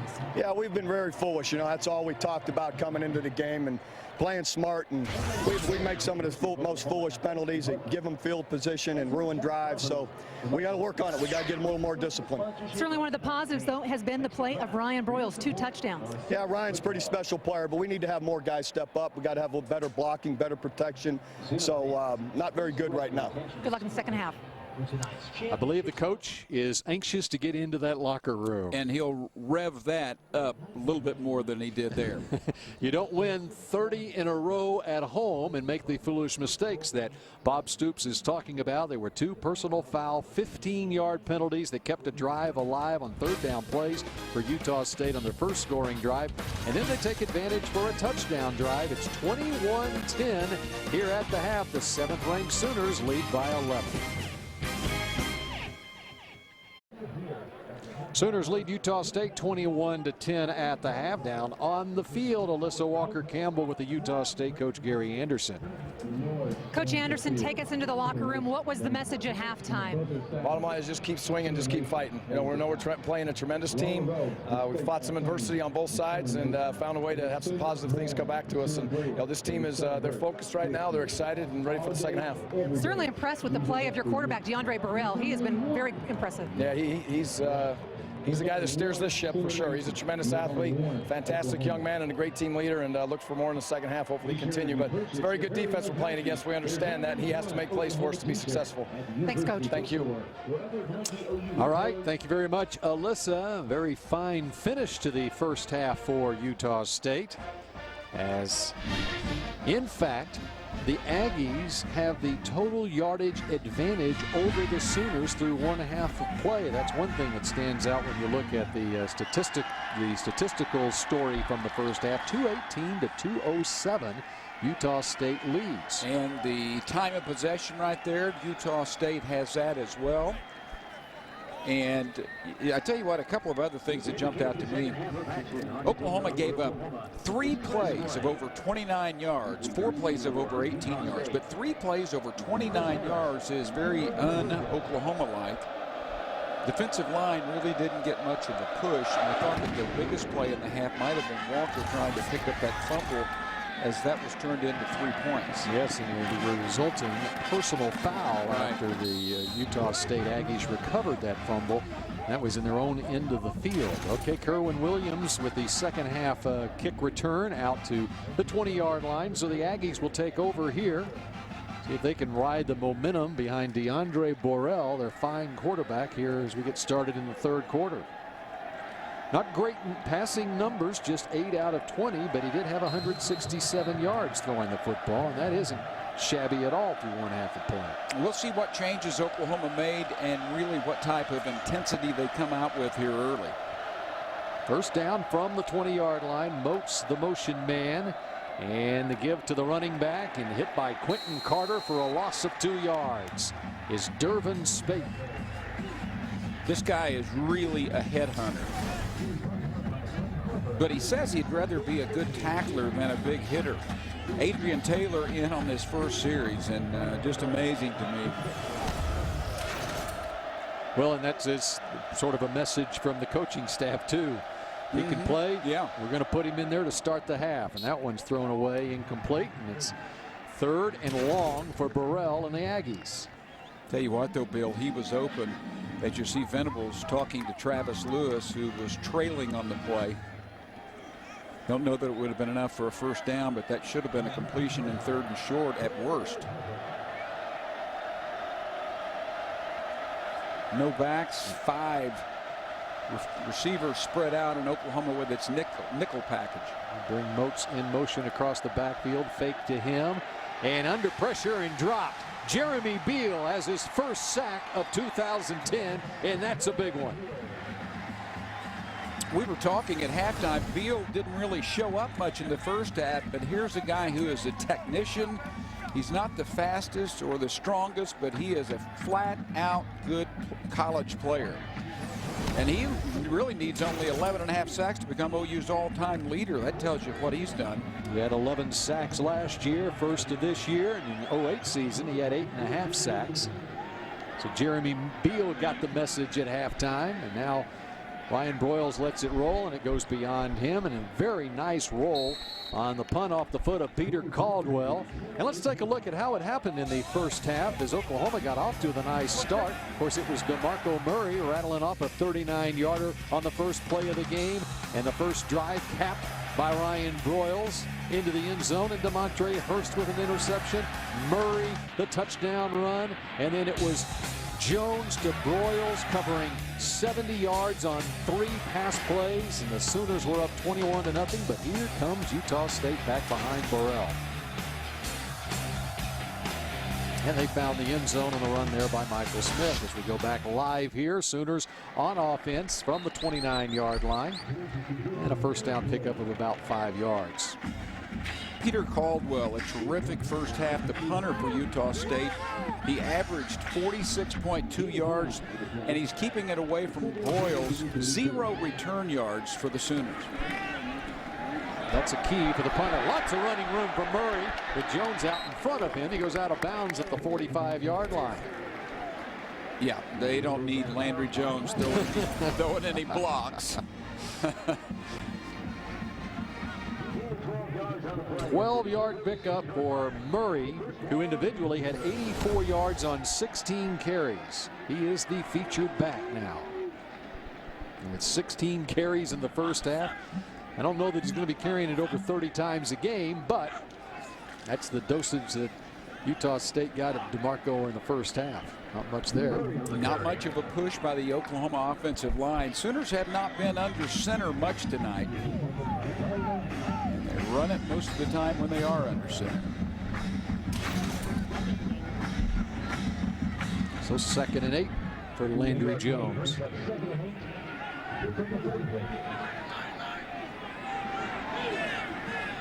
They went to the right side with this set a little bit earlier in the ball game. Rolling right. And throws it into the grass. Trey Millard, the true freshman, as Landry was under some pressure there, and it sets up a 3rd and 8. Well defended.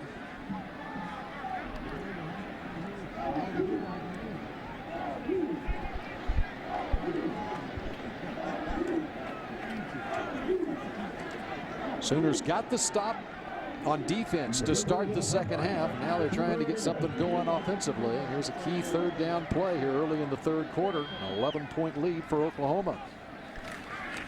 Blitz going deep downfield. And Kenny Stills, the true freshman wide receiver, was turned one way and the pass went behind him the other way. Broyles was not open. Sooners didn't have an open receiver on the left side, and they were doubled up right there and actually had good pressure on the quarterback. So that's pretty good defense from one of the worst defenses in the country from a year ago. No place to go with that ball. Gary Anderson's got to be real pleased with what's going on defensively with Utah State, really pretty much since the 1st quarter. Oklahoma did have one 80-yard drive in the 2nd quarter. Now Tressway puts his left foot into it, moats the deep man, and it goes out of bounds. To see if they'll mark it inside the 20 or not. And yes, at about the 19-yard lines where Utah State will take over when we come back. Oklahoma leads it by 11 here in Norman.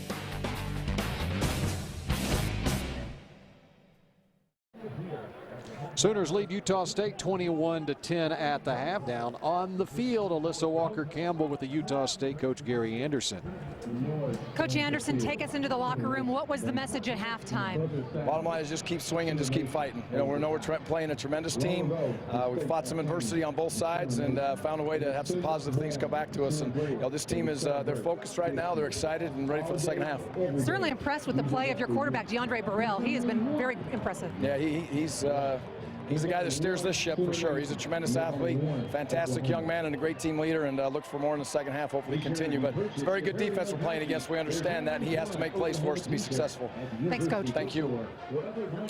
All right, thank you very much, Alyssa. Very fine finish to the 1st half for Utah State, as in fact the Aggies have the total yardage advantage over the Sooners through 1 half of play. That's one thing that stands out when you look at the statistical story from the 1st half. 218 to 207. Utah State leads. And the time of possession right there, Utah State has that as well. And I tell you what, a couple of other things that jumped out to me. Oklahoma gave up 3 plays of over 29 yards, 4 plays of over 18 yards, but 3 plays over 29 yards is very un-Oklahoma-like. Defensive line really didn't get much of a push, and I thought that the biggest play in the half might have been Walker trying to pick up that fumble, as that was turned into 3 points. Yes, and the resulting personal foul after the Utah State Aggies recovered that fumble. That was in their own end of the field. Okay, Kerwin Williams with the 2nd half kick return out to the 20-yard line. So the Aggies will take over here. See if they can ride the momentum behind DeAndre Burrell, their fine quarterback, here as we get started in the 3rd quarter. Not great in passing numbers, just 8 out of 20, but he did have 167 yards throwing the football, and that isn't shabby at all through 1 half of play. We'll see what changes Oklahoma made and really what type of intensity they come out with here early. 1st down from the 20-yard line. Moats the motion man, and the give to the running back, and hit by Quentin Carter for a loss of 2 yards is Dervin Spate. This guy is really a headhunter. But he says he'd rather be a good tackler than a big hitter. Adrian Taylor in on this 1st series, and just amazing to me. Well, and that's sort of a message from the coaching staff too. He can play. Yeah, we're going to put him in there to start the half, and that one's thrown away incomplete, and it's 3rd and long for Burrell and the Aggies. Tell you what, though, Bill, he was open. As you see Venables talking to Travis Lewis, who was trailing on the play. Don't know that it would have been enough for a 1st down, but that should have been a completion in 3rd and short at worst. No backs, 5 receivers spread out, and Oklahoma with its nickel package. Bring Moats in motion across the backfield, fake to him, and under pressure and dropped. Jeremy Beal has his first sack of 2010, and that's a big one. We were talking at halftime. Beal didn't really show up much in the first half, but here's a guy who is a technician. He's not the fastest or the strongest, but he is a flat-out good college player. And he really needs only 11.5 sacks to become OU's all-time leader. That tells you what he's done. He had 11 sacks last year, first of this year. And in the 08 season, he had 8.5 sacks. So Jeremy Beal got the message at halftime, and now Ryan Broyles lets it roll, and it goes beyond him, and a very nice roll on the punt off the foot of Peter Caldwell. And let's take a look at how it happened in the first half as Oklahoma got off to a nice start. Of course, it was DeMarco Murray rattling off a 39-yarder on the first play of the game, and the first drive capped by Ryan Broyles into the end zone, and DeMontre Hurst with an interception. Murray, the touchdown run, and then it was Jones to Broyles covering 70 yards on 3 pass plays, and the Sooners were up 21-0, but here comes Utah State back behind Burrell. And they found the end zone on the run there by Michael Smith. As we go back live here, Sooners on offense from the 29-yard line, and a first down pickup of about 5 yards. Peter Caldwell, a terrific first half, the punter for Utah State. He averaged 46.2 yards, and he's keeping it away from Broyles. 0 return yards for the Sooners. That's a key for the punter. Lots of running room for Murray, with Jones out in front of him. He goes out of bounds at the 45-yard line. Yeah, they don't need Landry Jones throwing any blocks. 12-yard pickup for Murray, who individually had 84 yards on 16 carries. He is the featured back now. And it's 16 carries in the first half. I don't know that he's going to be carrying it over 30 times a game, but that's the dosage that Utah State got of DeMarco in the first half. Not much there. Not much of a push by the Oklahoma offensive line. Sooners have not been under center much tonight. They run it most of the time when they are under center. So 2nd and 8 for Landry Jones.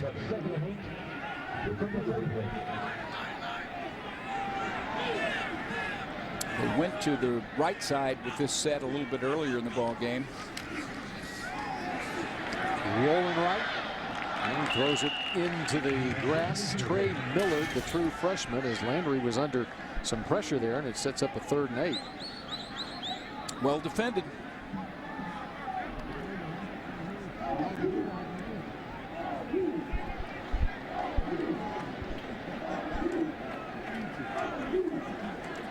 Sooners got the stop on defense to start the second half. Now they're trying to get something going offensively. And here's a key 3rd down play here early in the 3rd quarter. An 11-point lead for Oklahoma. Blitz going deep downfield. And Kenny Stills, the true freshman wide receiver, was turned one way, and the pass went behind him the other way. Broyles was not open. Sooners didn't have an open receiver on the left side, and they were doubled up right there and actually had good pressure on the quarterback. So that's pretty good defense from one of the worst defenses in the country from a year ago. No place to go with that ball. Gary Anderson's got to be real pleased with what's going on defensively with Utah State, really pretty much since the first quarter. Oklahoma did have one 80-yard drive in the 2nd quarter. Now Tress Way puts his left foot into it. Moats the deep man, and it goes out of bounds. So see if they'll mark it inside the 20 or not. And yes, at about the 19-yard lines where Utah State will take over when we come back. Oklahoma leads it by 11 here in Norman.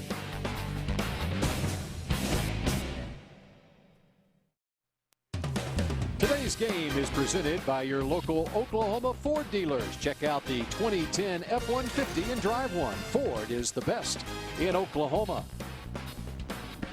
Utah State taking over at its own 19-yard line. DeAndre Borrell with Tony Jefferson rushing on the blitz, going deep downfield. The pass is caught at the 45-yard line in Oklahoma's end of the field. Travis Reynolds.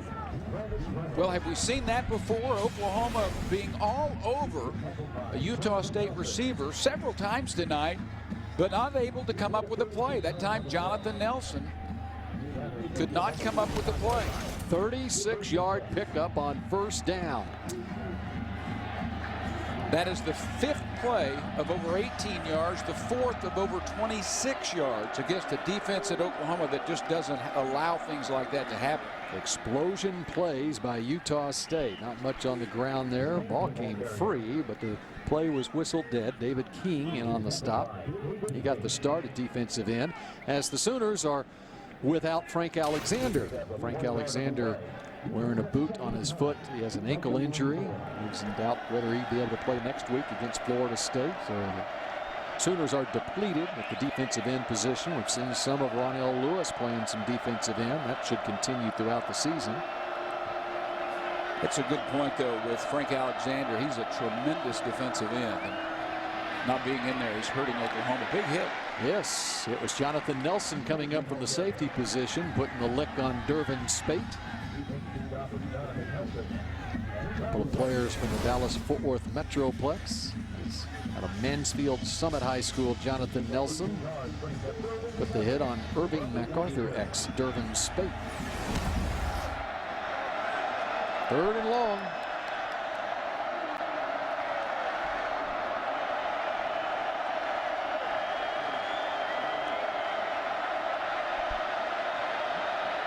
Very quickly off the ball was Jeremy Beal that time. There is a flag down. The pass is complete and headed to the end zone.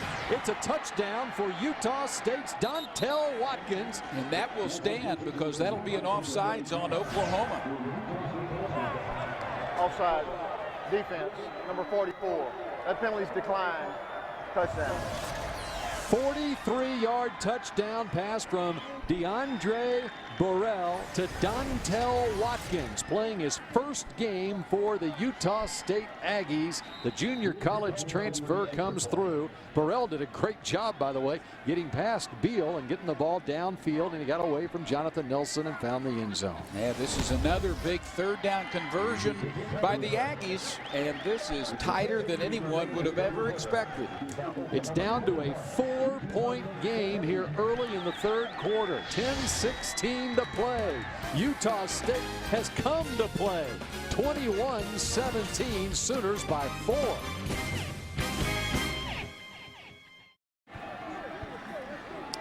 What once was a 3-touchdown lead for the 7th-ranked Oklahoma Sooners is down to a 4-point cushion. It's tight here in Norman. The Ford Utah State scoring drive. They go 81 yards in 4 plays, capped by the 42-yard touchdown reception by Dontel Watkins.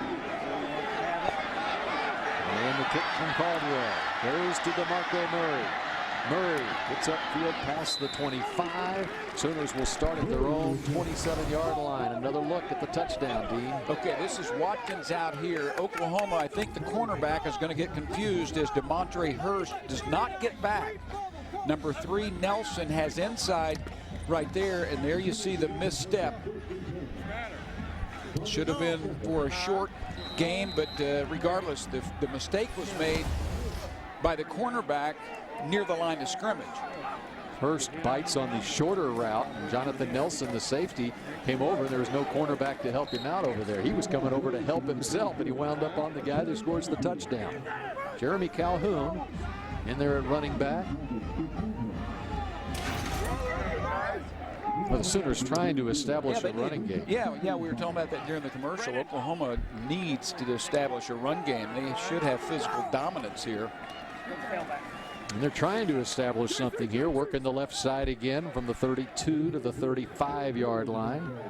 Gary Anderson there. Go ahead, Dean. Well, that being determined to run the football it looks like what they're doing now, and that's fine if you're successful. You know, it's one thing to just say, hey, guys, we're going to pound it at them, and then end up punting. And so now they must convert on a 3rd and long 1. Brennan Clay, the true freshman, trying to power his way, had to get to the 37-yard line. Don't think he did. He's close, but not close enough, it wouldn't appear. So now it's going to set up, if indeed it is short, and it looks like it is, it's going to be 4th and less than a yard. Punt team, you heard it right there from Bob Stoops. You can't be happy. No, can't be at all. Coming in a 34-point favorite and up by 4 with 8:40 to go in the third. Momentum clearly on the other side. So Tress Way is on to punt once again for the Sooners. 6th punt of the evening for Tress Way. Aggies having to waste a timeout because they had 12 players on the Utah field. State takes his first charge team timeout. And now Gary Anderson is an upset coach on the far sideline. But he's got to be pleased with the score right now. His team only trails by 4 with 8:26 to play in the third.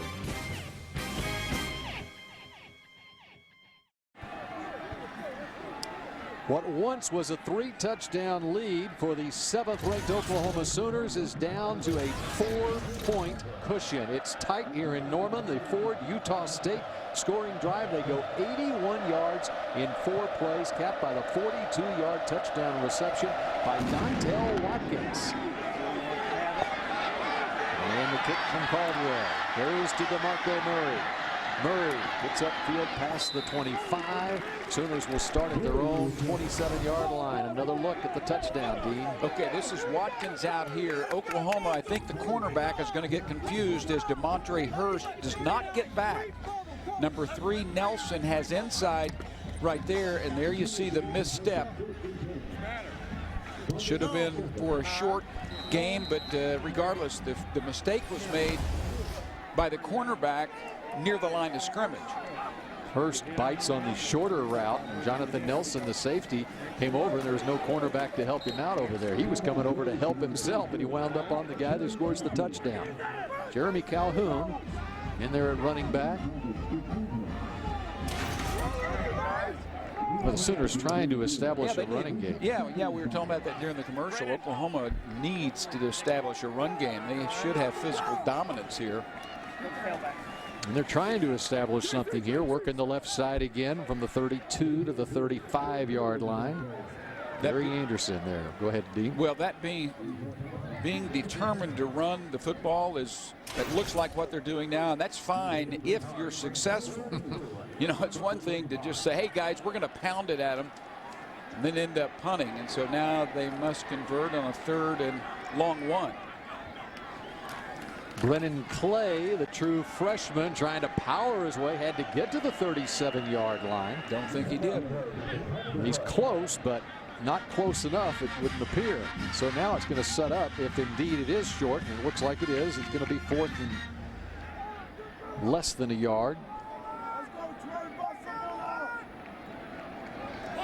Punt team, you heard it right there from Bob Stoops.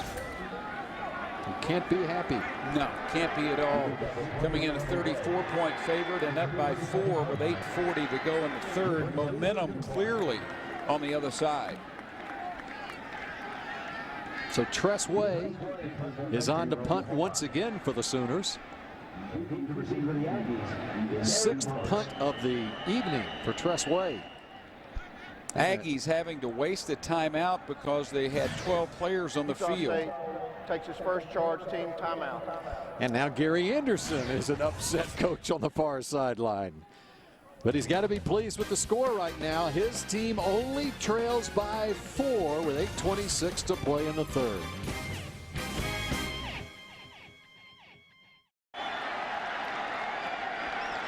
Get the punt. Tress Way not on the field now after Utah State called a timeout. Sooners are up at the line of scrimmage, as if they're going to run a play from scrimmage here. Now pulling away Landry Jones.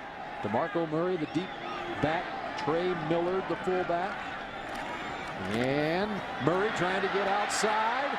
And Murray lunges forward, had the ball stretched out, hoping to get the good spot. He may have gotten that with extra effort, but that was defended well and not blocked well. He's got someone all over him 2 yards behind the line of scrimmage. They're going to have to measure it. See, I think with the stretch, it got out past the 37. I think so too. Whether they gave him the full extent of where he was placing the football out in front of him is another question. It was hard to tell on the near sideline with all the Oklahoma players bunched up right in front of the play. It's tough from our vantage point to see. Normally, the side, hate to say it, but the team that's on that side normally gets the good end of the call. I don't know that that will be the case here. Well, this would be critical if Oklahoma does not get the first down. They do get the first down, however. First down, Oklahoma. Look at it. He shed the tackler at about the 34-yard line and was able to get around and pick up the first down by half the length of a football. So a new set of downs for Oklahoma on 4th and a yard. He barely got the first down at the 37. That is a gamble. I mean, and the Sooners appeared to be content to go ahead and punt it, but when Utah State called a timeout, Bob Stoops decided, you know what, let's go for it. And they barely were up to the challenge. Pass behind Ryan Broyles, and it's 2nd and 10. Poor throw. Got to zip it out there harder and farther. Well, you run the risk of having that thing picked. That's a gimme, though. 2nd and 10. Running room this time for DeMarco Murray down the sideline. He may go. He does go. Touchdown, Oklahoma. Trotting into the end zone the final 15 yards. Well, he's had so many hamstring problems. I know he doesn't want to mess with pulling a hamstring, but you may look back at this when the night's over and say that that conversion by DeMarco Murray was the play of the night. There was a defender coming across right there. I thought he might have an angle on him the way DeMarco pulled up, but he had it measured 63 yards for the touchdown, and the Sooners extend their lead. With just under 8 minutes to play in the 3rd quarter, Patrick O'Hara is on for the 4th time. Right down the middle. Won the job earlier this week. And no cause for concern on extra points anyway. 28-17, Oklahoma leads Utah State, and that's just what they needed. And I think you're right, Dean. The more critical play may have been the previous run by DeMarco Murray, stretching his hand out, getting the football just where he needed to get the first down on a 4th down run. Well, Utah State clearly has the momentum or had at that point. They get the football at the 36-yard line, have a chance to go in and take the lead. And then Oklahoma's really in a jam. But the Sooners come back and have the big play. And it's not in the air. It's on the ground.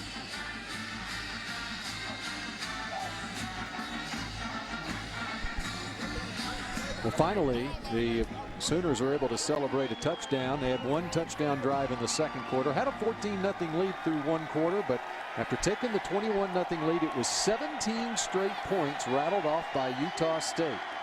And finally, Oklahoma is able to get a little bit of breathing room here. Now they'll need a stand by the defense.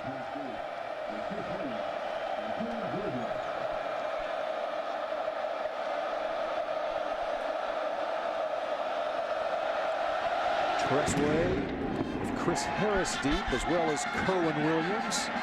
Taken at the 2-yard line. It's Williams. Bottled up. Marcus Trice is down there, as is Travis Lewis. Yes, starters do play special teams for Oklahoma. Big play by Travis Lewis. Utah State on offense. Burrell, the quarterback, has been very slippery. They scored the touchdown, their first of the game, to cut the lead to 21-10 on a Wildcat formation. And then check out Burrell finding Watkins 42 yards down the sideline to cut it to 21-17. They have shown some explosion on offense. Now they need more of it. From the 18-yard line. Dervin Spate able to get the second effort. An additional couple of yards, 4 yards picked up. Brent Venables trying to get his best players on the field right now, and he has Ronell Lewis back in. Ronell is really a Sam linebacker, but they have him playing defensive end right now because he's one of those guys who can rush the passer, and those people are hard to find. There he is, number 56, playing at right defensive end. Working on Spencer Johnson, the left tackle, a good one, a 4-year starter for Utah State. Lofted downfield, and the pass is picked off. Quentin Carter has it, and that's just what Oklahoma needed. Second interception of the game for the Sooners.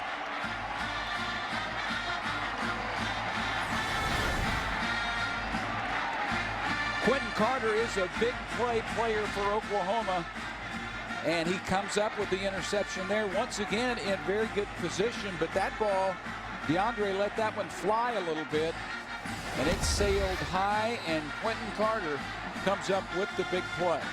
Throwing to a man he doesn't often throw to, the backup tight end, Taryn Lloyd.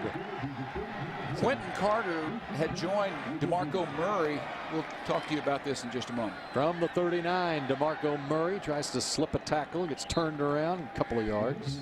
These two, Murray and Quentin Carter, were involved in mixed martial arts over the summer to work on flexibility and yoga and Pilates and other crazy things. Judo. It's not becoming so crazy anymore. No, there's some NFL players doing that too. I know DeMarcus Ware and Jay Ratliff, they're into Pilates now. Well, and that's what actually got those guys into it. 2nd and 8. DeMarco Murray stretching it out with a stiff arm and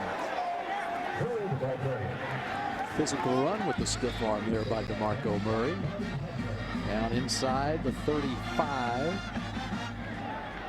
That's 21 carries right now for DeMarco Murray, and Kevin Wilson, the offensive coordinator, said that he wanted to make sure and get him anywhere from, his statement was 18 to 20 to 22 to 24. So take your pick, but he's in between that number now, and it's 6:29 to go only in the third quarter. It's 16 of those carries in the first half. Now with 168 yards, and DeJuan Miller, can he hold on? The bobble. He's fighting for possession with Gavin Jones. He's got it.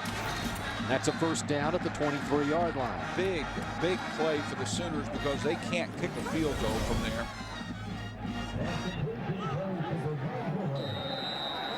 Ball probably should have been caught cleanly the first time, but he does the next best thing and comes up with it. I guess they might be able to kick the field goal from there, but I don't think they would attempt one from there because of the uncertainty. Good point. Not that we don't have confidence in Patrick O'Hara or any of those other kickers, but I'm not sure they'd try it.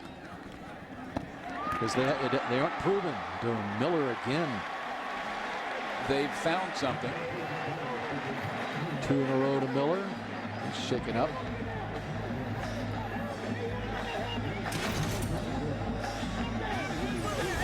It's 2nd and short. Another look. Ooh, that could have been one of the, that was head to head. That's how you get a concussion. That's exactly what Bob Stoops is talking about. He's pointing to his own head saying that was a shot helmet to helmet. Kyle Gallagher delivered the blow on DeJuan Miller, and that's why Miller is shaken up. Stoops is upset. That should be first down on the 7-yard line going in. You know, those some of those calls are real close. There was one in a game either today or last night that was a close call. That one was not.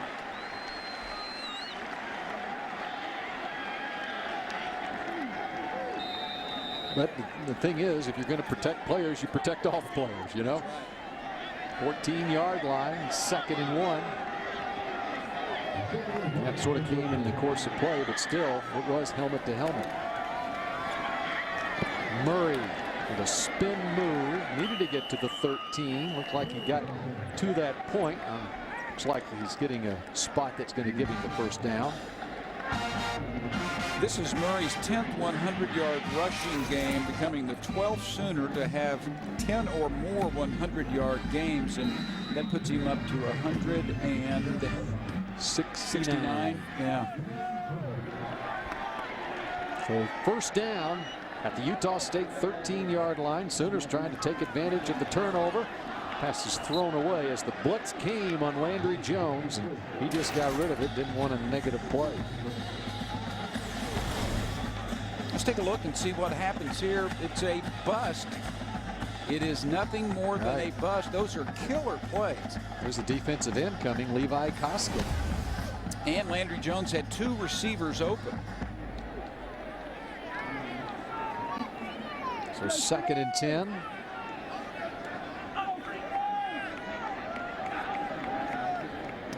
Broyles in the slot to the left side. They're going to run the football with Murray, and he's going nowhere. In fact, a loss on the play. As coming through is Garola to make the play. Daniel Garola for Utah State. Well, there's a lot of people looking at the offensive line tonight to see if they're going to play better than the one last year. They've done some things well tonight, but plays like that and the one before are not going to satisfy many people. 3rd and long. 3rd and 13 from the 15-yard line. Rattery motioning over to the Oklahoma bench, unsure what the play call is. Now they're set to go with a 4-man rush for Utah State. And flushed out as Landry Jones fires it and throws it away. Looking for Cameron Kinney over here, but feeling the pressure, he throws it away. And it's now 4th down from the 15-yard line, and Patrick O'Hara will have his first field goal attempt of 2010. You see, last year, Jimmy Stevens 11 for 13. O'Hara had 9 opportunities, made 6. And Tress Wade had tried his luck as a place kicker. So many tight losses last year. 4 by a total of 12 points, and the kicking game entered into it in almost every loss. John Nemo, the 4th-string quarterback, is the holder from the right hash mark. And not good. It didn't look good, but it is good. That's the ugliest kick I've ever seen. It still counts as 3 points. It was. That is now you wonder why Bob Stoops doesn't want to kick field goals beyond 30 yards. It was a duck hook from the right hash mark that somehow made it through. The field goal is good. He just split the uprights right there with 4:15 to go here in the 3rd quarter. It's 31-17. Well, coming away empty would not have been good there, but scoring on 2 consecutive series is good for the Sooners, and they're handing it right back to their defense. Another stop would be good. Up 14 right now. I was so confident with that call that it was no good. Usually I'll wait, but well, I mean that's not a 4-iron hook. That's a 1-iron hook, and you don't hit 1-irons anymore. These fans are fanatics, and McDonald's is on the search for one fan like these to be crowned the McDonald's Fan of the Season. So visit fanoftheseason.com to submit your video entry. The winner will receive $10,000 towards a fan cave and other great prizes. It's the McDonald's Fan of the Season. So 31-17 Sooners. It's like in baseball, it looks like a line drive base hit in the box score the next day. Instead it was a line drive duck hook field goal. And diving past the 30-yard line, Kerwin Williams. And Utah State has fairly decent field position to start this possession. 4:10 to play here in the 3rd quarter. 25 yards in 9 plays. The Ford OU scoring drive took a little under 3 minutes, and the 32-yarder from Patrick O'Hara. Of course, the Sooners got the Oski to start that possession by Quentin Carter. This is a big series for Burrell and Utah State here after playing so well to end the half, and now Oklahoma being able to come back and score 10 straight. And starts 70 yards away. Michael Smith, lots of running room, and this guy's got some speed. He's past midfield, run out of bounds by Fleming at that point. Another explosive play by the Utah State offense, this time on the ground. If I'm not mistaken, this is the 8th play of over 20 yards. And Utah State has over 300 yards in this game now, matching Oklahoma in the total yardage category. 22 yards from Michael Smith. They were the 13th best offense in the country last year. And a wide open receiver. That's Taron Lloyd, the tight end he was trying to throw to last time when Carter had the interception. This time, Lloyd was left wide open. Javon Harris finally makes the tackle, and it's a move the chains, first down, pickup of 15 yards. Nice throw and catch confusion in the back end by the Sooners.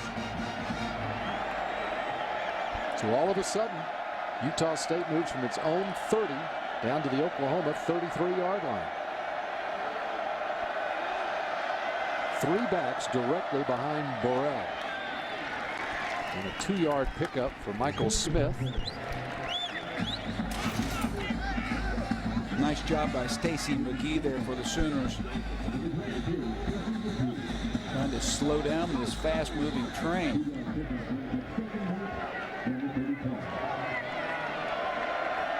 Less than 3 minutes to play here in the third quarter as Utah State tries to stay in this one. It's a 2-score game. And they shift into a 2 tight end set. 2 wide receivers as well. 1 back behind Burrell.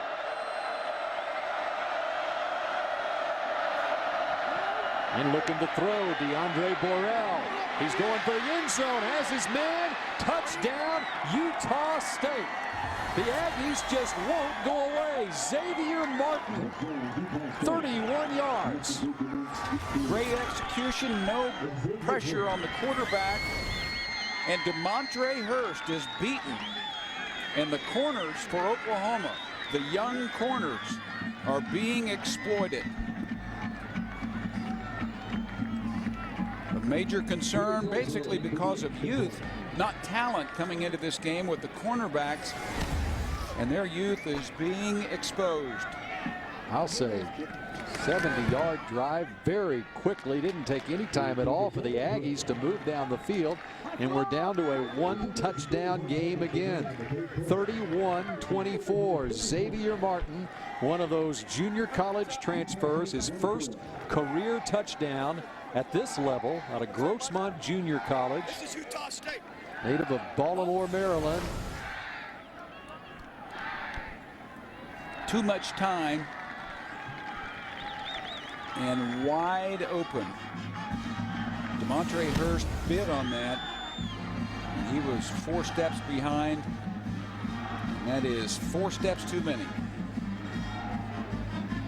Bob Stoops coaches the corners a great deal in practice and has really had some great cornerback play. And no doubt that DeMontre Hurst and Fleming and Colvin and a lot of these kids, Trice and Lynn, are going to be really good players. But they need to be good players right now. Oklahoma's schedule coming up is just a very, very tough gauntlet. Ford Utah State scoring drive, 70 yards in 4 plays. It took only 1:39. You're right. You got Florida State, Christian Ponder, a Heisman Trophy candidate quarterback coming in here next week. Cameron Kinney, one of the 2 deep men for the Sooners here. Short kick fielded by Kinney on a hop. Has some running room. Down the sideline, up to midfield, and hurdles out of bounds at that point. And Oklahoma will have great field position. Well, this ball hits the ground, which you really don't want to ever have happen. But Kinney gets a good hop on it. And then he's off. That puts a lot of pressure on the kicking team when a ball goes straight to a receiver who is on the dead run. So Oklahoma gets a little bit of a break, but it was a poor kick to start with. Inside Utah State's end of the field at the 48-yard line. Second straight possession that the Sooners have started inside the Aggies end of the field. Last time it was at the 39, this time at the 48. And now Landry Jones had time, but then things break down, and it is the sack this time by Junior Keaho. You cannot do that. You've got to get rid of the football. He had time to throw it. And Oklahoma must get better before these. Florida State, top-notch quarterback. Air Force option game. You have to start defending it now, and that messes you up for a pass team coming back in Cincinnati. And then you get Gilbert and the Horns. 4 very difficult games coming up. Well, Jeremy Calhoun open in the near flat. It goes off his hands, incomplete. And it's 3rd and very long.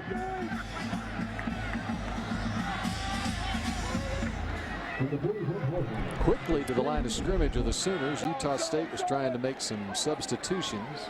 They've got 11 out there, I think.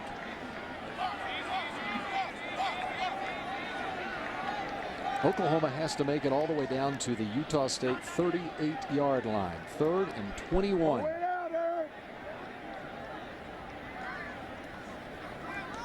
Rushing 3, dropping 8.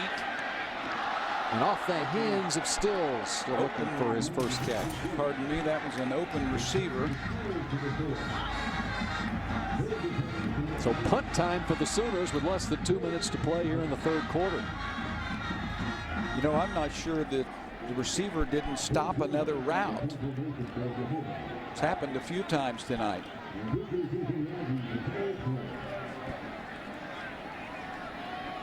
So Tressway is on.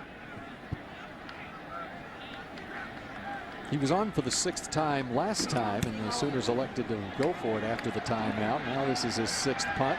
Eric Moats calling for a fair catch, now runs away from it. It goes out of bounds inside the 15-yard line. An effective punt by Tressway, and Utah State has a lot of real estate to cover, but that hasn't been a problem since about the 1st quarter for this offense.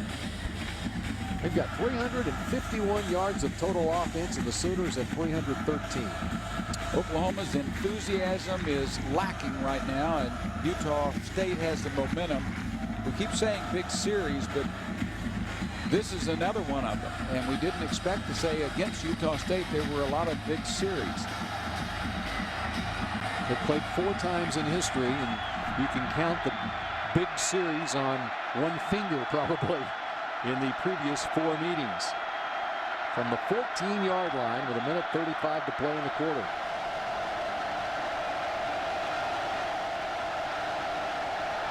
Play clock was down to 0, and then Burrell was trying to call a timeout, and they gave him the timeout. It looked like the play clock had run out, but Timeout. Utah State. someone on the sideline could have been calling timeout as well for Utah State. Well, you know where Utah State will go when they get into a big play or a 3rd down situation. No they will attack the corner. Timeout was called.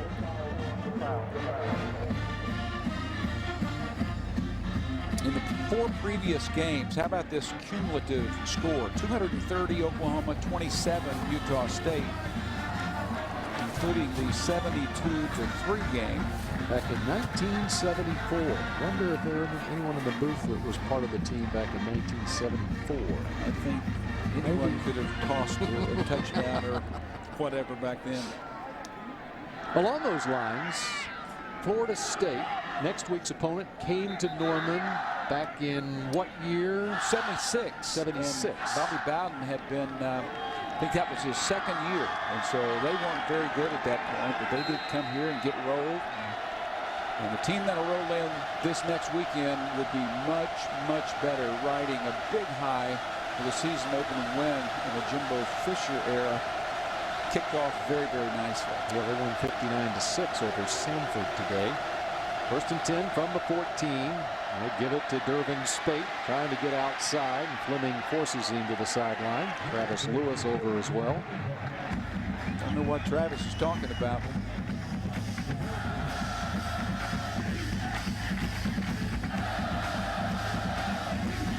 2nd and 10.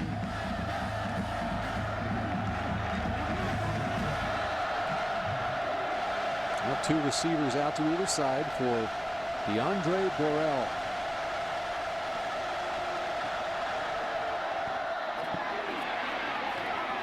And at the 19-yard line, His stop is made. Demontre Hurst. Then he got some help from Tom Ward, the middle linebacker.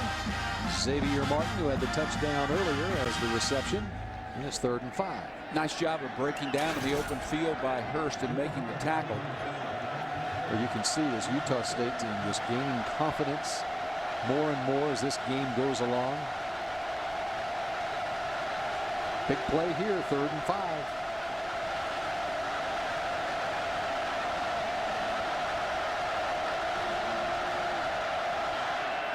And Durbin Spate can't hold on to the football. It'll be punt time. Ibeloy covering. Spate had it on his fingertips, but it slips away. That's a very big play right there. There was a lot of pressure coming from Ronell Lewis off the edge. I thought he might have tipped that ball, but regardless, he did cause the ball to not be on target. Well, that would have been a move the chains play.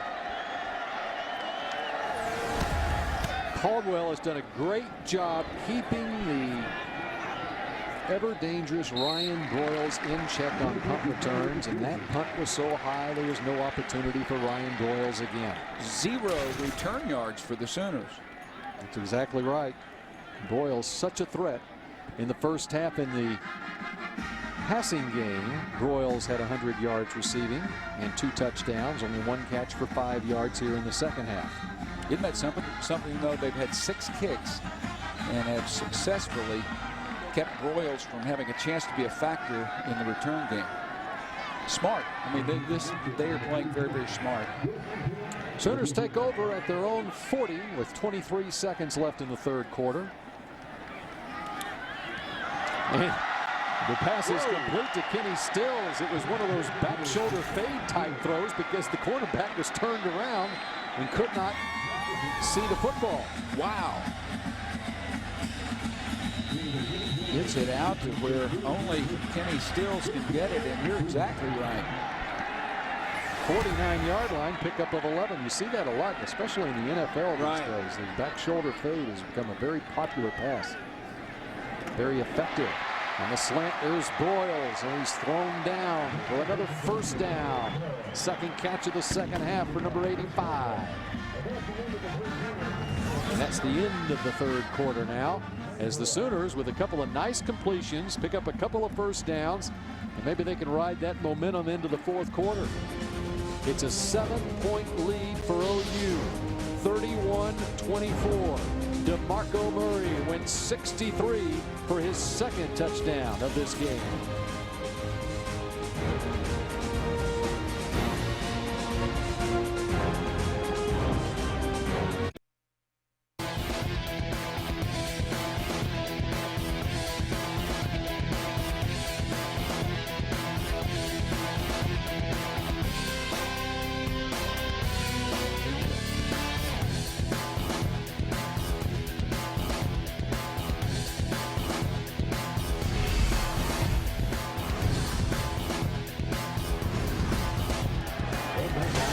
Start of the 4th quarter. Oklahoma with the football at the Utah State 36-yard line. And Landry Jones with the handoff to DeMarco Murray, but that guy Kyle Gallagher makes the tackle again. He's had a heck of a game. Yes, he has. He's been in the backfield or making solid tackles near the line of scrimmage all night long. Quickly, Jones rolls left, throws downfield. Ryan Broyles near the 10-yard line. 1st down, Oklahoma. Big time throw and catch right there. Landry Jones had yardage. I thought he might just tuck it and run, but he wasn't looking for the short yardage. You have to think scripted plays coming out of the timeout as they quickly went with a running play. Didn't get much there, and then came back to the line of scrimmage with a roll to the left and a fire downfield to Broyles. 1st down, just outside the 10. Ball tipped up, and Utah State has come up with it. The interception by the Aggies, and it's Junior Keaho with the interception for Gary Anderson's defense, just when it looked like Oklahoma had something going on offense. Well, the lineman is responsible for getting the defender's hands down. Easier said than done, but that was A great play by the defense, and the Oklahoma, I couldn't catch exactly who that was. It was Casey Davis, the same number 92. Oh, you're talking about on the Oklahoma side. Yeah, I didn't know if it was Tyler Evans or who it was, but whomever needs to get the hands down of Utah State. But now Oklahoma is where we were talking about, where they could be as this fourth quarter began. 9-yard line, Utah State takes over. Casey Davis, he was that number 92 who was the ineligible man downfield on the fake field goal early in the game. Makes up for it. Deep downfield, just beyond the reach of his streaking receiver Martin. Well, it may have been an NFL throw, but he had a man open.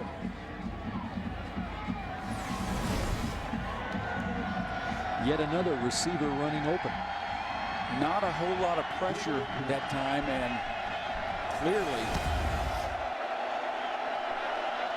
he was open. 2nd and 10. Now, the Utah State offensive coordinator Dave Baldwin talked about DeAndre Burrell as being one of the finest quarterbacks he's worked with.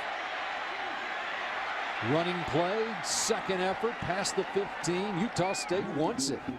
Michael Smith gets 7 yards out to the 16-yard line. Yeah, good point. That's exactly what I was going to say. You don't think these guys are fired up? I mean, Wirt is a strong guy. He is not able to corral him, and makes it 3rd and short. From the 16-yard line, they need to get to the 19. And on the quarterback draw. Can't get there. Nice job by Travis Lewis. You know, I thought they were going to run that play, but I thought they may have more success. Oklahoma's done a pretty good job of containing him. They certainly haven't in other areas, but they have kept their eyes on him all night. And Travis Lewis, the veteran, had that one spied out. Yeah, he has, with the negative yardage on sacks factored in, as minus 11 yards rushing, the quarterback does. Caldwell try to keep it short of Ryan Broyles. Some smart punting once again by Utah State. Very smart. So the Sooners will take over at their own 38-yard line, trying to unleash Broyles.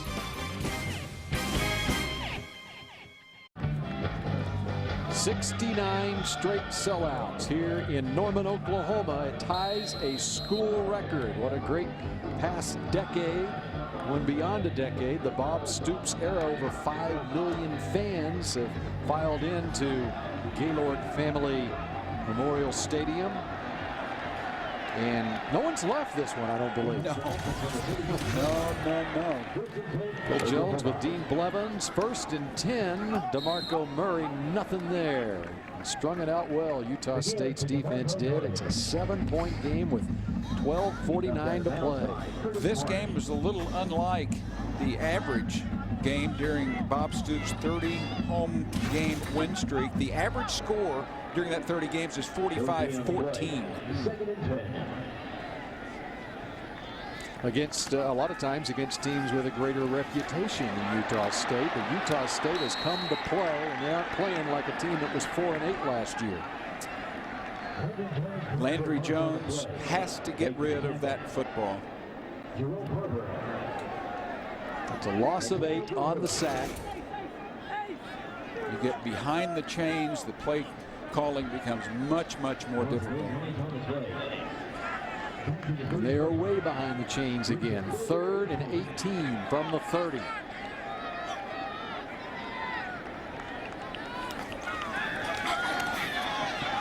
As time fires, a diving catch made by Stills at the 45-yard line, but it's 3 yards short of where they needed to go for a first down. It's 4th and 3.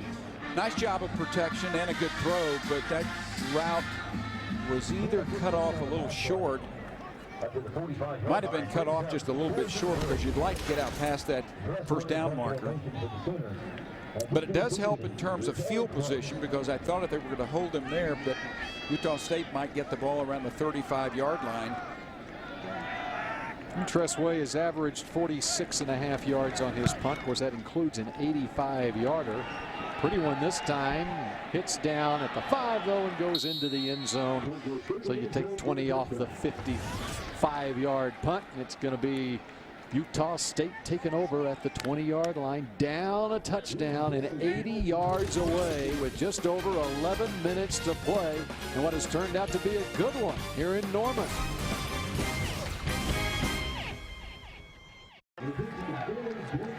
DeAndre Borrell has put on a show for the Utah State Aggies tonight.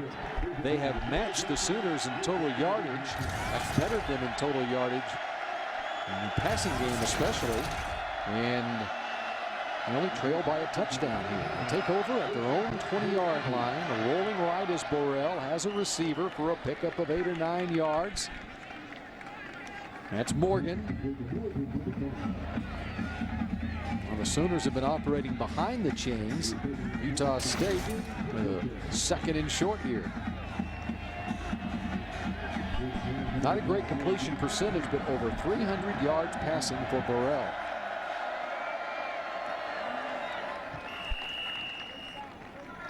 Had to get to the 30 for the first down. Just run it up the gut.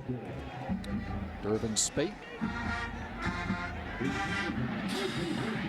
R.J. Washington in the game right now. Adrian Taylor and Jamarcus McFarland, the big guys in the middle. And Ronell Lewis, 56, on this huge possession. First down from the 31. Less than 11 minutes to play. Play fake. Under pressure, Borrell gets away. Goodness. And coming back the other way now. And the pass is caught. What a play. Wow. Mikael Morgan on the receiving end. Borrell, a highlight reel play. Wow. This is why the Oklahoma coaches and Utah State coaches were talking about him.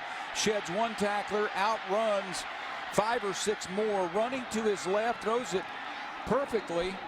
And once again, an Oklahoma defender, this time Nelson, in pretty good position. And running up the middle, it's Durbin Spate. The Sooners on their heels. That was yet another explosion play of 25 yards, and they quickly give the ball right up the middle for another first down, moving the chains. 13 yards for Spate to the 31.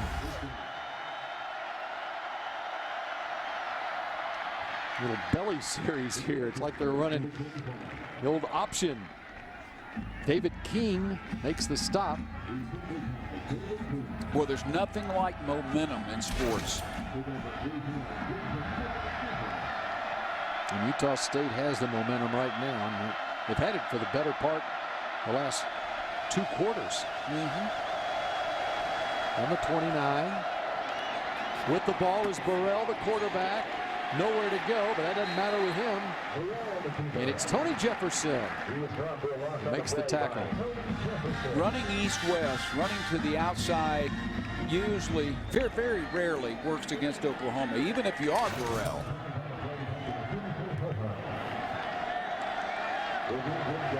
Huge third down.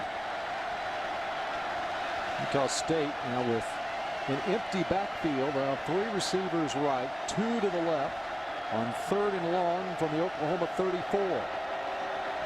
Sooners showing a 3-man rush. Now they bring a linebacker and they set up the screen pass and brought down for a gain of 1. Travis Reynolds. Well, Oklahoma's lucky there. They were out of position, and Ibeloy at the last minute came over, and he was in position by the time the snap came, and they sniffed out the screen pass.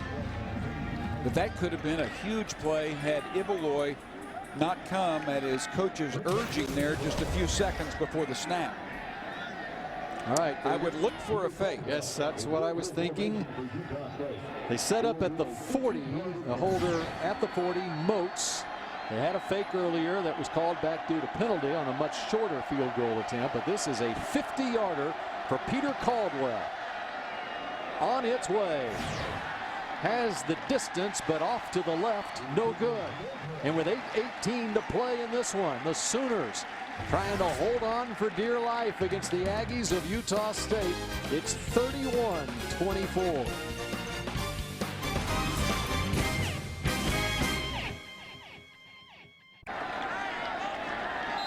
Landry Jones and the Sooners taking over on offense after the missed field goal of 50 yards by Utah State's Peter Caldwell. So it's from the 33. A pistol formation. DeMarco Murray tries left tackle, and it's a decent first down gain that time.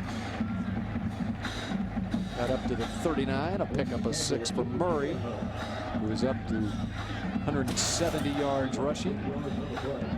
Question is, can the Sooners use clock at under 8 minutes and take it and score?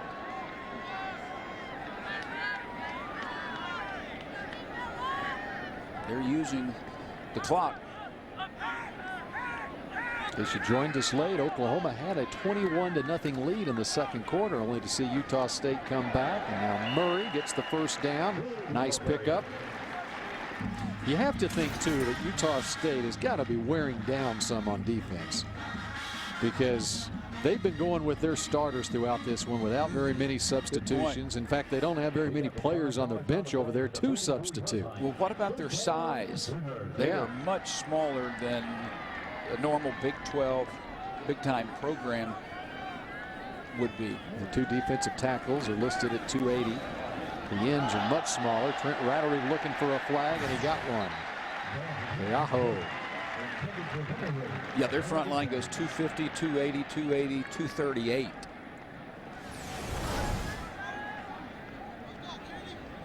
Rattery releasing his man's all Pass over him the entire way. Defense, number 13. Spot foul, automatic first down.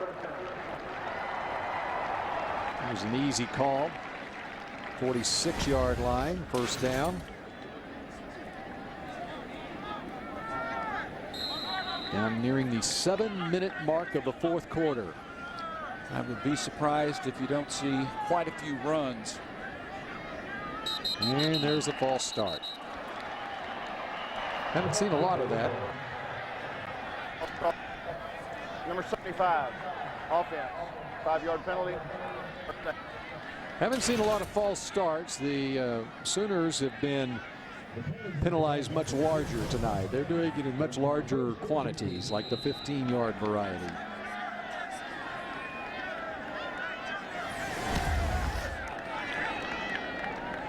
So first and 15 from the 41. And he stills, went out of bounds near midfield. I don't know if right now you're actually thinking about keeping the ball in bounds, but your objective is to shake the tackler. And I guess it depends on your perspective whether you're trying to keep it in bounds or not. Quickly to the line of scrimmage for the Sooners, and there's a whistle at the snap. Was there a timeout? I guess there's a flag down in the secondary. Substitution infraction on the defense. 5-yard penalty. Second down. Well, that's one of the other benefits to being able to run up tempo when you want to. Top of the screen here. As Keaho did not get off the field in time. So the substitution infraction means too many men on the field. 46-yard line. Second and 2 for the Sooners. First down, Murray. And he's run out of bounds near the 40.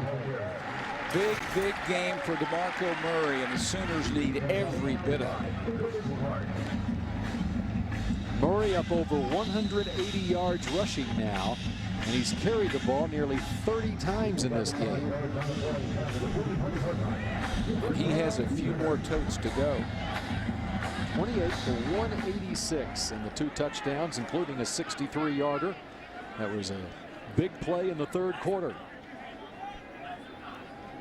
Sooners with that power formation with the fullback Millard leading the way.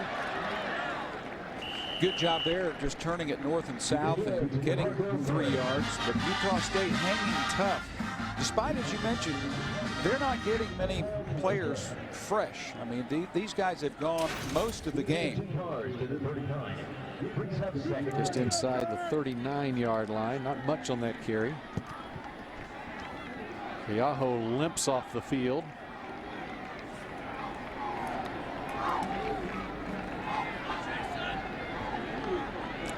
Under 6 minutes to play. Murray makes a move and is able just to get back to the line of scrimmage. 3rd and long. That's why I was saying a moment ago about staying in bounds.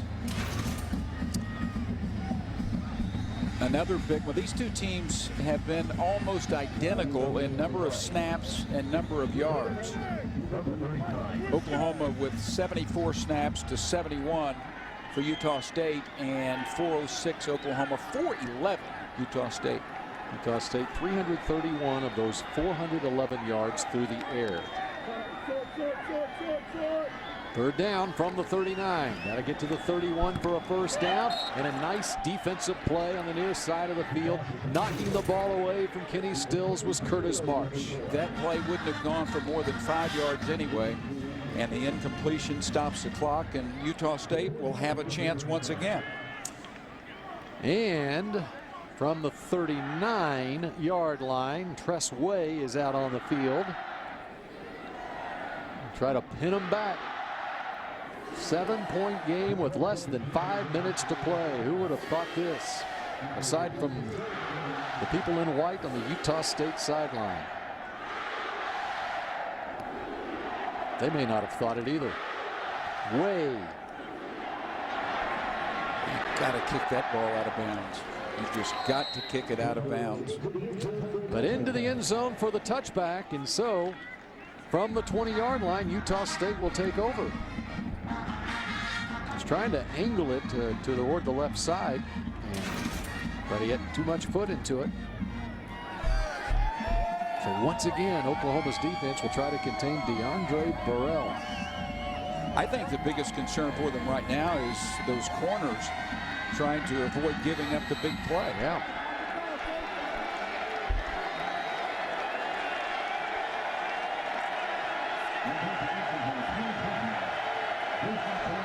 Two backs on either side of Burrell with 2 receivers to the left side. Utah State with an opportunity here. Throwing right side. Complete up near the 1st down marker. Martin just shy. Right on the 1st down marker. Right at the 30s where they needed to go. Move the chains. What a big cushion was given Utah State on that play by the Sooners. 1st down at the 30. Fleming really off his man now in press coverage at the top of your screen. Looking right. Incomplete. Fleming covering Martin. Well, it seems like we've seen a lot of those tonight, Bill, where Oklahoma's defensive back is in good position, but there seems to be contact toward the end, and a lot of times they've been coming up with the answer, coming down with the ball. But Fleming once again in good position. Making his 1st career start tonight, Jamel Fleming, as is DeMontre Hurst, the other corner. Of course, the Sooners lost Brian Jackson and Dominique Franks to the NFL. Big question mark for this team this season. Downfield, incomplete. Good pressure by the Sooners. Casey Walker, 53 up the middle. Makes a big difference when you can put pressure on the quarterback.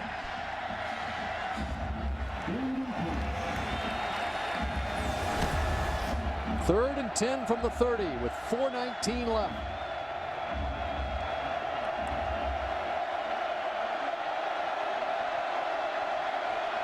Casey Walker over center. They're bringing 4-5. Burrell gets out. Tipped up. Fleming comes down with it. Was he in bounds? Yes.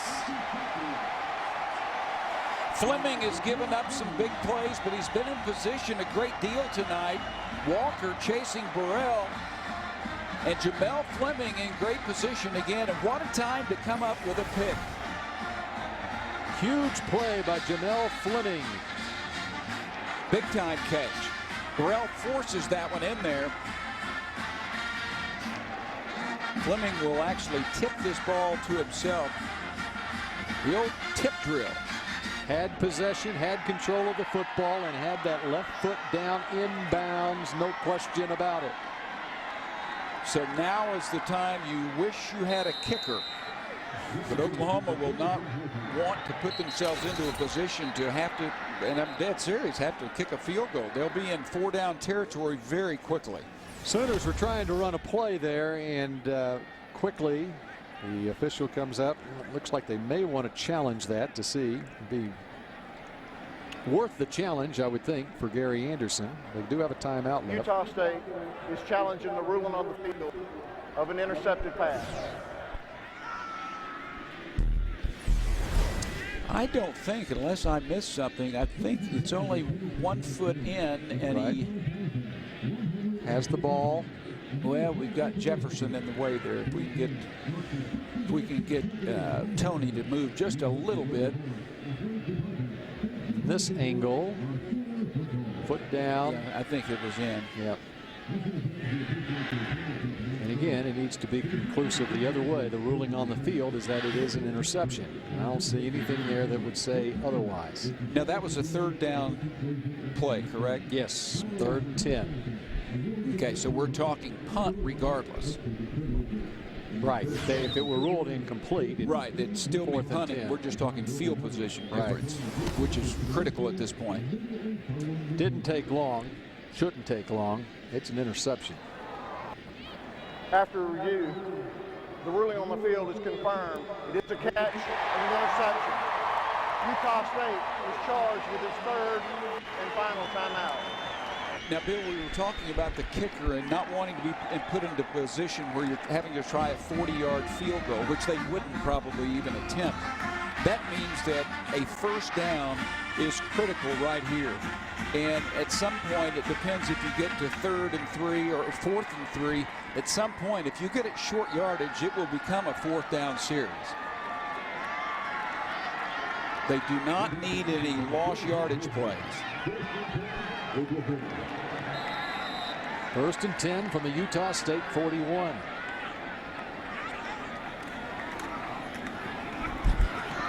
And that could be a face mask.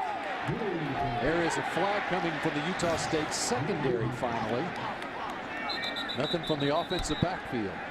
Boy, that'll be a killer for Utah State. They had that defended, and they should have had a loss on that play. Yeah, that's a penalty. Personal foul, face mask on the defense. 15-yard penalty, automatic 1st down. What a killer. It goes from 2nd and probably some 12 or 13 yards to a 1st down into that territory where you become in 4-down territory. Utah State had it defended well, but he grabbed the face mask. Did Walter McClinton. Obvious call. Second there, I thought they weren't going to call it. An official from 30 yards downfield who threw his flag. He had a good view of it. So it's a 15-yard pickup. This is a series where this offensive line is tested. This is the one with Good and Hayburn and Evans and Stevenson. They were questioned coming into this game, and now they're really put under a lot of pressure. I think this would be an opportunity to sort of impose your will on a very tired Utah State defense, but no gain there. Nessie with the tackle, lost his helmet. Those Utah State helmets don't fit very well. I don't know that they have devil snaps on them. Of course, he's got a lot of hair. Yeah, he doesn't need a helmet, actually. DeMarco Murray's up to 32 carries now, approaching a 200-yard game. Fullback blocking, pardon me, but is really important in this situation. The true freshman Millard.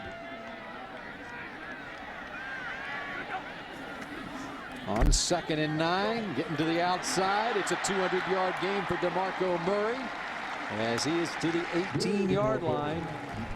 The last Sooner to rush for 200 yards was Alan Patrick against Oklahoma State 3 years ago, back in 2007.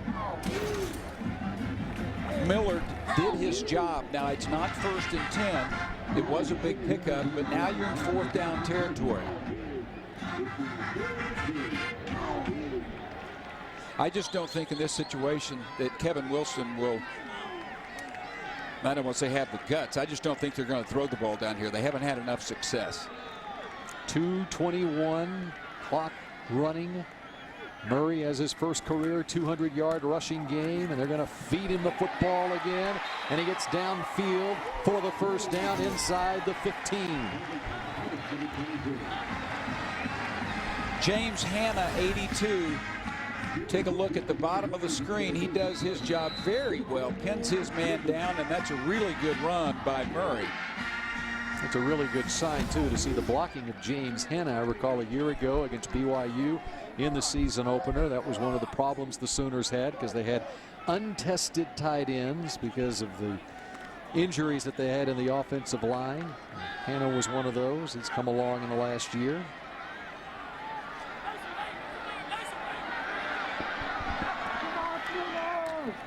First down run by Murray inside the 10 down to the 6th. And again, Utah State has no timeouts left, and we're down to 1:30 and the clock rolling.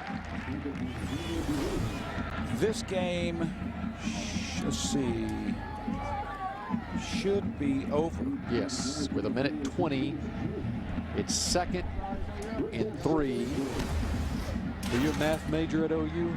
I can't count. No, but I'm a genius. no. But I think this game is over. And they're in victory formation. DeMarco Murray, 35 carries, 218 yards. And Oklahoma will survive 31-24. Their offense coming up with a few answers. And so did their defense did really late. It was a pretty good performance for the latter half of the fourth quarter when the pressure was on. And we are now 35 seconds and counting away from the 800th win in University of Oklahoma football history. Not exactly the way Bob Stoops would have drawn it up, but a win is a win. And if Landry Jones loses 3 yards on this, that will mean that Utah State and Oklahoma have the exact same yardage. They're going to statistically mark it a 1-yard loss, I believe. Oklahoma with 423 total yards. Utah State 421. Hats off to Gary Anderson and that Utah State Aggie team. I know Bob Stoops has a lot of respect for him. And for the Oklahoma Sooners, it's 800 all-time wins. Officially, statistically, 422 to 421 total yards. Well, that's 31 straight. That's right. National record. Guess you don't have to tell them how hard it was. Oklahoma will have a lot of improvement that they must find a way to come up with before Florida State, after their very impressive win today, rolls into town. 31 straight home victories going back to 2005 for this Sooner team. Lots to work on in the coming week.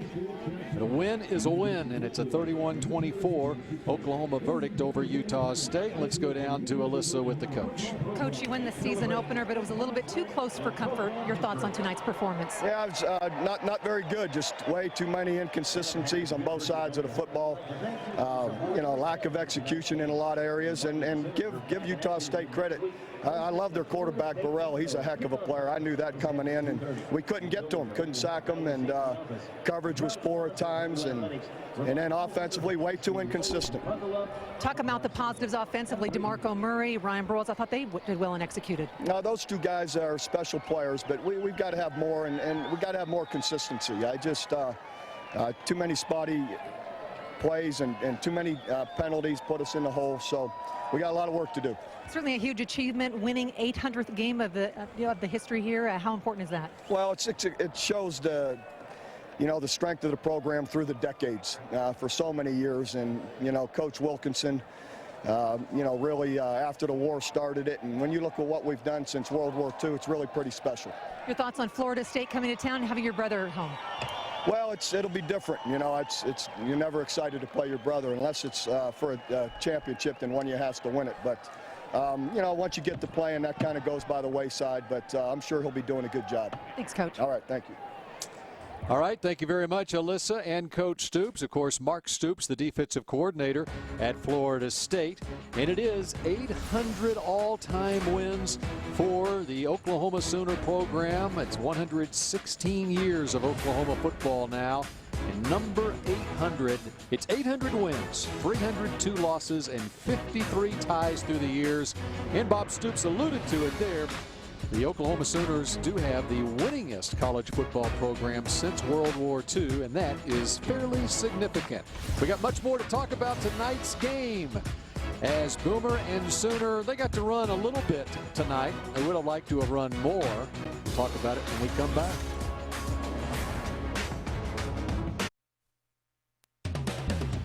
Today's game has been presented by your local Oklahoma Ford dealers. Check out the 2010 F-150 and drive one. Ford is the best in Oklahoma. And by McDonald's. Stop in and enjoy the McDouble on McDonald's dollar menu at participating locations. I'm loving it. And Sooner fans love a victory. 31-24 may not have been exactly how they envisioned it as the night began, but win number 800 is in the books by 7 points for the 7th-ranked team in the country. And it was number 7 who stars for the Sooners in this one with 218 yards rushing, Dean Blevins. Well, DeMarco Murray coming into the game knew that he had to have a big game, wanted to kick off the season in the right way, and came in healthy, and he did have just that. And he had several big plays, but I thought the bigger plays were down the stretch when he converted on some short yardage plays. There's a big, long touchdown, but late in the game, I thought these were really big plays. Yes, they handed the football to DeMarco Murray, and it was all number 7 to ice this one. Very much needed at that point. Don't forget about the 4th down play where he was able to reach the football right to where he needed to, and that was just prior to that 63-yard touchdown run. Check out those final stats. What sticks out to you, Dean? The final score. Now, Oklahoma shut her down in terms of penalties at halftime and still couldn't really take advantage, but I think the fact that the passing yardage for Utah State was 341 is unbelievable, and total yardage was the same as well, but 341 yards is leaves a lot to be desired. Sooners did come up with 3 interceptions on defense, but this was pretty much the DeMarco Murray show, and Alyssa caught up with DeMarco afterwards. Alongside DeMarco Murray, and certainly terrific execution tonight. I think all of Las Vegas, Nevada is excited for you and your performance. Definitely, I love Las Vegas. I know a lot of my friends and family back there watching, so definitely got to represent for Bishop Gorman, my high school, and all those guys out there working hard, playing hard, so I definitely got to represent where I'm from. Your coach, Cale Gundy, had told me that you worked very diligently in the offseason to get a little bit more healthy. You've lost 10 pounds. How much has that helped you with your confidence, DeMarco? Definitely, I've done a lot of different things, just to try to stay healthy, with yoga, doing some boxing and things like that, just to, when I come back here, I don't want to be tired out or burned out from football things all day. So, I did some different kind of workouts, back at home, and, I'm feeling great. I did lose a couple pounds, and, I worked hard, as hard as I can, without, overdoing it like I've been doing the past couple years, but, my body's feeling good. Good luck against Florida State. Thank you, man. Appreciate it. All right, thanks, Alyssa. And DeMarco Murray with 218 yards rushing on 35 carries. They said he was going to be the featured back, and I'll say he's the featured back. Well, they had Finch was not able to play tonight, the rookie, but they did use DeMarco, and they needed every bit of what he had, and they also needed every bit of what Broyles was able to bring, because he had the 2 big touchdown receptions and some 150 yards in receiving. And now Florida State and sort of a murderer's row of opponents come up the next month. I tell you what, nothing against Bobby Bowden. We know how great he was, but Jimbo Fisher had that club ready to go today, and we know they have supreme athletes, Ponder being one of them, and his run-pass capabilities and then the overall athletic ability of that ball club. They were outstanding today, even though they didn't play a good ball club. You go back through the years of 800 Oklahoma victories, and there have been very close season-opening victories that turned out to be exceptional seasons for the Sooners. Maybe this one will turn out that way for this Oklahoma team. Dean, it's been a pleasure working with you once again this week. Lots of fun. Good to see you, William, and I will look forward to seeing you next time. And for everyone who's been a part of this one, I am Bill Jones. We appreciate you joining us for Oklahoma football. 31-24, win number 800 is in the books.